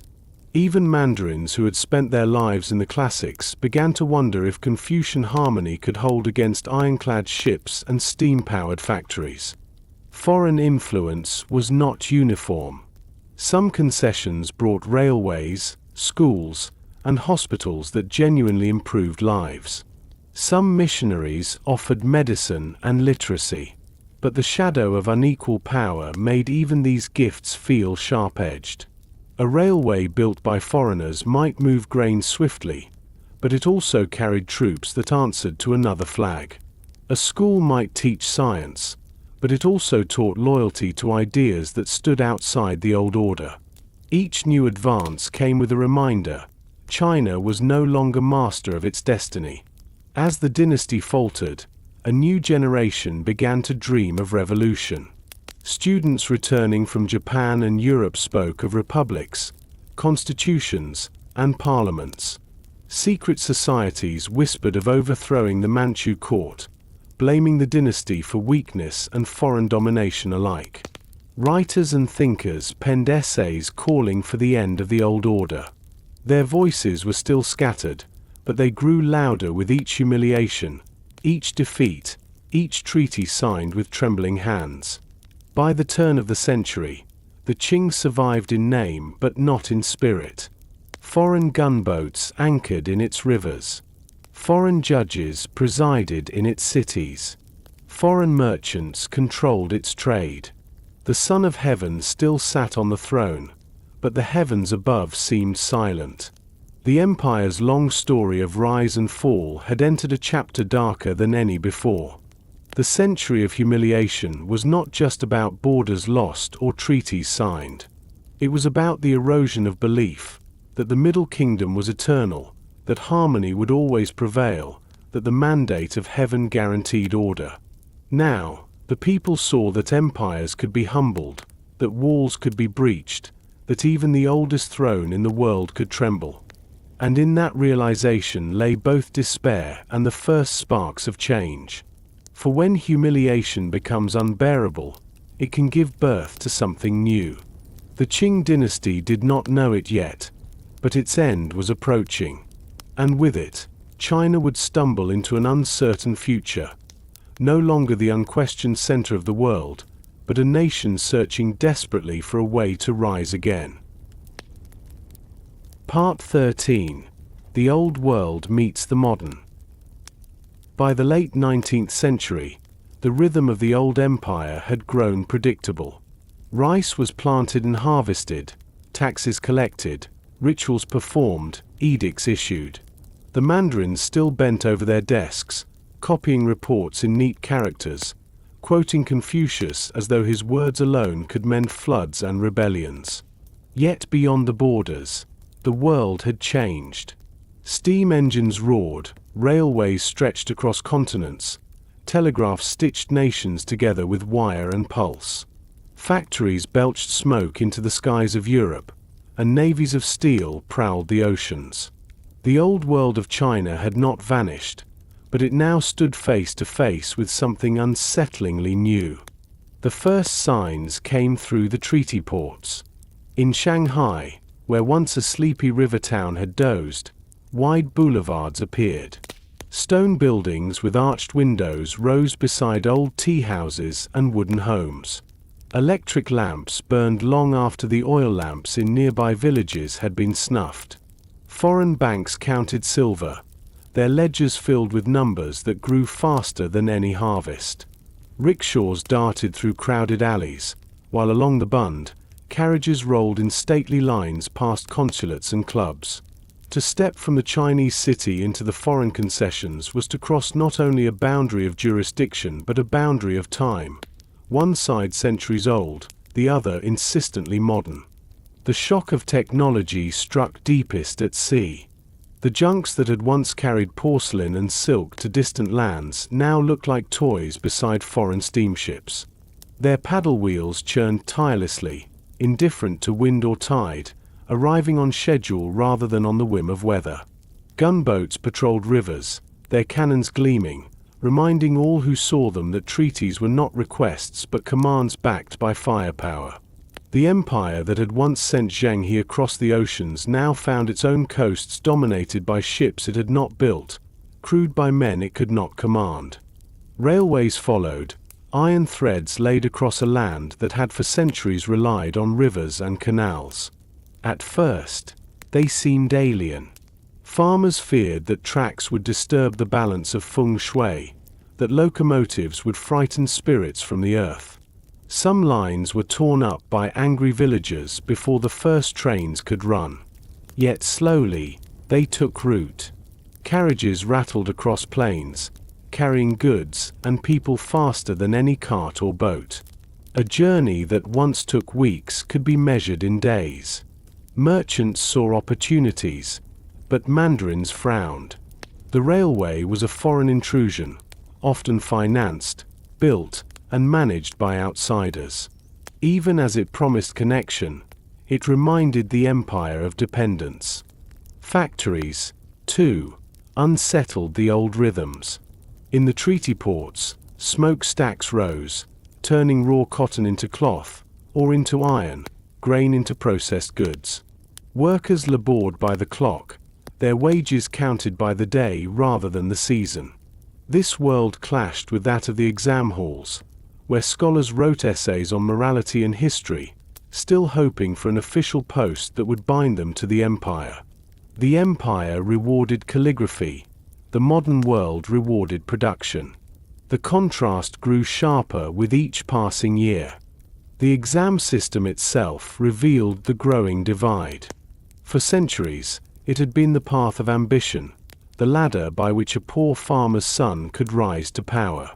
Yet by the 19th century, the essays demanded were stale, the references narrow, the form rigid. While foreign schools taught engineering, chemistry, mathematics, and law, China's best minds spent their youth memorizing ancient texts and perfecting literary flourishes. Some reformers cried out that this was folly, that a nation could not defend itself with poetry when ironclads and cannons filled its harbors. But the weight of tradition was heavy, and change came slowly, resisted by those who saw harmony in continuity. Missionary schools and new academies began to offer alternatives. Children in their classrooms studied Western science, read foreign histories, learned new languages. They saw maps that placed Europe at the center, ships that moved without sails, factories that multiplied output beyond imagination. For some, this was exhilarating. For others, it was frightening. Parents wondered whether sending a child to such a school meant betraying ancestors. Yet the lure of knowledge was strong, and with each year more families took the risk. A generation was growing that thought in terms broader than the old exam system allowed. Ordinary life reflected the tension. In markets, foreign goods undercut traditional crafts. Imported cloth cost less than a weaver's labor. Foreign matches, soap, and needles outsold local wares. Craftsmen who had once lived by their skill now struggled, their stalls empty, their tools idle. Meanwhile, foreign-owned factories employed Chinese laborers at low wages, binding them to long hours under discipline unfamiliar to village life. Some adapted, others resisted, but none could ignore that the world of trade and work was changing. In the countryside, the impact was more indirect but no less profound. Taxes rose to pay indemnities demanded by foreign powers. Famine struck with harsher effects when granaries stood empty, their stores drained by obligations beyond the village. Banditry increased as men unable to feed their families turned to violence. Rebellions flickered across provinces, fueled by anger not only at local officials but at the sense that the empire itself no longer protected its people. Yet even in the shadow of humiliation, voices of renewal emerged. Reformers wrote newspapers and essays, calling for the adoption of Western science, industry, and law. Some argued that China must self-strengthen, borrowing technology while preserving Confucian morality. Others pressed for deeper change, constitutional reform, even the end of monarchy itself.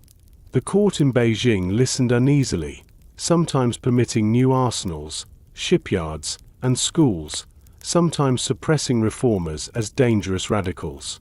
The result was hesitation, half measures, a state caught between two worlds and unable to commit to either. This was the essence of the old world meeting the modern.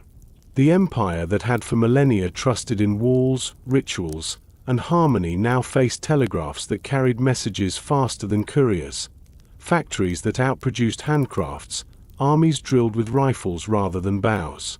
To embrace these things fully meant questioning the very foundations of Chinese governance and culture. To reject them meant falling further behind. And so, the dynasty hesitated, caught in a posture of proud tradition and fearful pragmatism. The people, meanwhile, carried on. Farmers sowed rice in the same paddies their ancestors had tended, yet trains now thundered past their fields. Scholars still copied the Analects, but some now read translations of Darwin or Rousseau. Merchants bargained in tea houses, but their ledgers now included foreign coins and contracts. In every aspect of life, the old and the modern brushed shoulders, sometimes cooperating, often colliding. The old world had not vanished, but it could no longer ignore the modern pressing in on every side. And in this uneasy balance, the fate of the dynasty trembled. The Middle Kingdom, once so certain of its eternal harmony, now lived in a time of contradiction, where porcelain and railways, Confucian essays and foreign factories, mandarins and missionaries all jostled within the same land. The question, whispered in markets, shouted in reformist essays, and pondered in palace halls, was simple. Could China adapt in time, or would the weight of tradition drag it down as the modern world surged ahead? Part 14. The Century of Humiliation. The 19th century marked a turning point in China's long history. For centuries, emperors of the Ming and Qing dynasties had believed in the eternal strength of the Middle Kingdom. They considered their civilization the natural center of the world, the source of culture, learning, and refinement. Foreign emissaries were welcomed only if they performed the rituals of tribute, bowing before the Son of Heaven to acknowledge his supremacy. This worldview had endured for millennia, but by the dawn of the 1800s it collided with a very different reality. The rising industrial powers of Europe, armed with modern weapons, swift navies, and a hunger for trade that China resisted. The Qing Dynasty still presided over an immense realm. Its people numbered in the hundreds of millions. Its territory stretched from the Pacific coast across deserts and mountains to Central Asia, and its imperial capital in Beijing remained a dazzling seat of power. Yet beneath the surface, the empire was burdened by corruption, factionalism, and a complacent belief that China's traditions required no reform. The mandarins who administered the empire studied Confucian classics, not modern science or technology. Cannons rusted while fleets of European warships circled Asia with steam engines and rifled guns. It was a recipe for disaster. The confrontation came in the form of a strange, bitter trade, opium. The British East India Company had long sought a way to balance its trade deficit with China. Tea, silk, and porcelain flowed westward in great quantities, but the Chinese had little interest in British manufactured goods. Instead, the British smuggled Indian-grown opium into China, creating addiction on a vast scale. By the 1830s, millions of Chinese, from peasants to officials, were dependent on the drug. The Qing court saw both a moral crisis and an economic threat. Silver, the foundation of the empire's economy, was pouring out of the country in exchange for the narcotic. In 1839, the Daoguang Emperor appointed a stern official, Lin Zexu, to end the trade. Lin ordered opium confiscated and destroyed at Canton, writing an eloquent letter to Queen Victoria appealing to moral conscience. The British, however, saw not morality but insult to commerce. The clash that followed, the First Opium War, exposed the full imbalance between an agrarian empire and an industrialized one. Chinese junks and coastal fortresses were no match for British ironclads and modern artillery. Within 3 years, the Qing were forced into the Treaty of Nanjing, the first of what would be called the Unequal Treaties. This treaty ceded Hong Kong to Britain, opened 5 treaty ports to foreign trade, and granted extraterritorial rights to foreigners living in China. More than territory and trade, it struck at the heart of Chinese sovereignty. For the first time in centuries, the Middle Kingdom was forced to bow before foreign power. The image of invincibility was shattered, and the centuries-old world order with China at its center began to collapse. But humiliation did not end there.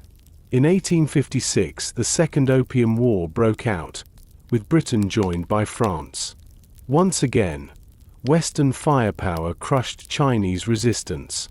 In 1860, Anglo-French forces marched on Beijing, looted the imperial capital, and burned the magnificent Summer Palace, a jewel of Chinese art and architecture. For the proud empire, this was a trauma that scarred memory for generations.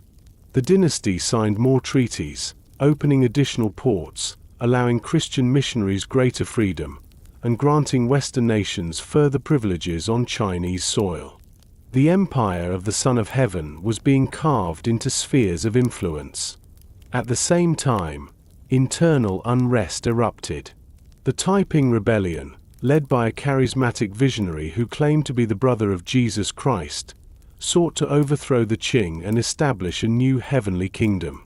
From 1850 to 1864, this rebellion swept across southern China, capturing vast territories and costing tens of millions of lives. It was one of the bloodiest civil wars in human history. While the Qing eventually suppressed it with Western assistance, the dynasty emerged weakened and further dependent on foreign powers. China attempted reforms, what historians call the self-strengthening movement. Officials urged the adoption of Western arms and techniques while retaining Confucian values. Shipyards, arsenals, and schools of foreign learning were established. Yet resistance from conservative officials slowed progress, and reforms never matched the scale of Europe's Industrial Revolution or Japan's Meiji modernization. While Japan transformed itself into a modern power in a single generation, China remained caught between tradition and necessity, unable to fully commit to change. The end of the century brought further blows. In 1894 to 1895, China faced Japan in the First Sino-Japanese War over influence in Korea. The once tributary Japan, long considered a junior neighbor, defeated China with shocking ease. Modernized Japanese warships crushed the Qing Navy, and on land Japanese armies marched victoriously.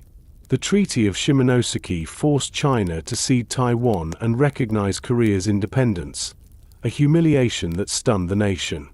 The defeat demonstrated to the world that China was no longer Asia's dominant power. Then came the scramble of Western imperialism. Germany seized Qingdao, Russia extended its hold in Manchuria, France moved in Indochina, and Britain expanded its influence from Hong Kong into the interior. Newspapers in Europe referred to the carving up of the Chinese melon. For the Chinese people, it was a period of national humiliation unlike any other in their history. The proud Middle Kingdom, once the cultural and economic center of Asia, was reduced to a semi-colony divided among foreign powers. At the dawn of the 20th century, resentment boiled over in the Boxer Rebellion. Peasants and secret societies rose against foreign missionaries and soldiers, proclaiming support for the Qing but targeting outsiders. They believed martial rituals could make them invulnerable to bullets. The rebellion was crushed by an 8-nation alliance of foreign armies, who marched once again into Beijing. The Qing court was forced into yet another treaty, paying massive indemnities and allowing permanent foreign troops in the capital. The once mighty empire had been broken by a combination of foreign aggression, internal strife, and inability to adapt. This long era, from the Opium Wars to the Boxer Rebellion, is remembered in China as the Century of Humiliation. It was a period when the nation lost not only wars and territory, but also dignity and confidence. For the people of China, the memory lingered as a wound, shaping modern nationalism and the desire for renewal. By the time the 20th century began, China was no longer the ancient superpower that had invented paper, gunpowder, and the compass. It was a weakened empire, staggering under debt, divided by foreign influence, and ruled by a dynasty that had lost the mandate of heaven in the eyes of its people. The collapse of the old order was imminent, and a new chapter in China's long story was about to begin. Part 15. The Fall of the Dragon Throne. The twilight of the Qing Dynasty unfolded slowly, like the fading of a great lantern whose oil had nearly run out. The court still clung to its rituals, mandarins still bowed deeply before the dragon throne, and the forbidden city still echoed with the shuffle of silk shoes over stone. But the world outside those red walls had changed beyond recognition. The old rhythms of Confucian order were breaking apart, pulled down by the relentless weight of modern empires, new ideas, and the despair of a people who no longer believed in heaven's favor upon their rulers. The defeats of the 19th century had left scars too deep to heal. Opium Wars, Unequal Treaties, and foreign concessions had stripped away sovereignty piece by piece. Then came the loss to Japan in 1895, a humiliation sharper than any other. To be defeated by a neighbor once regarded as a student of Chinese civilization was almost unthinkable. When Taiwan was ceded, and Korea slipped from China's orbit, it became clear that the Qing no longer commanded the respect of Asia, let alone the world. The dynasty still ruled in name, but its prestige had drained like water through a cracked vessel. Inside the Forbidden City, the Empress Dowager Cixi remained the most powerful figure. For decades she had balanced factions, suppressed reformers, and held the dynasty together by force of will. But her strength was also her weakness. She resisted deep reforms, fearing they would erode the very foundations of imperial authority. When young officials urged constitutional monarchy, modern schools, and new armies, she allowed some changes but crushed others. The 100 Days Reform of 1898, bold and sweeping, was cut short by her intervention, its leaders executed or exiled. The dynasty survived, but it staggered forward, half-blind, trapped between old traditions and new necessities. The dawn of the 20th century brought no relief. Foreign powers had carved spheres of influence across the empire, from Shandong to Manchuria, from Guangdong to Tibet. In Shanghai, Tianjin, and other treaty ports, foreign flags flew above grand stone buildings, while Chinese soldiers and officials walked past as strangers in their own land. Railways built by foreigners cut through the countryside, stirring resentment among villagers who saw their graves disturbed and their sovereignty ignored. Every track laid down seemed to proclaim that the empire was no longer master of its destiny. Among the people, anger boiled. Secret societies, once scattered and weak, gained strength by channeling rage against foreigners and corrupt officials alike. The Boxer Rebellion of 1900 had been one such outpouring of fury, but its defeat left the dynasty further humiliated, forced to pay immense indemnities and allow foreign troops permanent presence in the capital. The empire's treasury bled silver, its villages paid heavier taxes, and its peasants sank deeper into misery. And yet, within this suffering, new voices rose. Reformers and revolutionaries began to dream of a China no longer bound to the Dragon Throne. Sun Yat-sen, a doctor turned revolutionary, called for the overthrow of the dynasty and the establishment of a republic. His vision spread among students, merchants, and overseas Chinese communities who saw in the modern world a model that could rescue their nation. Secret cells of revolutionaries gathered in tea houses, wrote pamphlets, and plotted uprisings. Most failed, suppressed by Qing troops. But each left behind embers, slowly gathering into a flame. By 1908, the old order grew even more fragile. Empress Dowager Cixi, who had ruled for nearly half a century, died within a day of the Guangxu Emperor, her nephew and puppet. On the throne was placed a child, Puyi, the last emperor, only 2 years old. The Dragon Throne, once the seat of emperors who had commanded armies and humbled kingdoms, now held a toddler whose small hands could not even grasp the imperial seals. Real power slipped into the hands of regents, generals, and provincial governors. The dynasty was a shadow of itself, still cloaked in grandeur but hollow within. Meanwhile, the empire's cracks widened. Provincial leaders, emboldened by their role in suppressing rebellions, commanded armies loyal to them rather than the throne.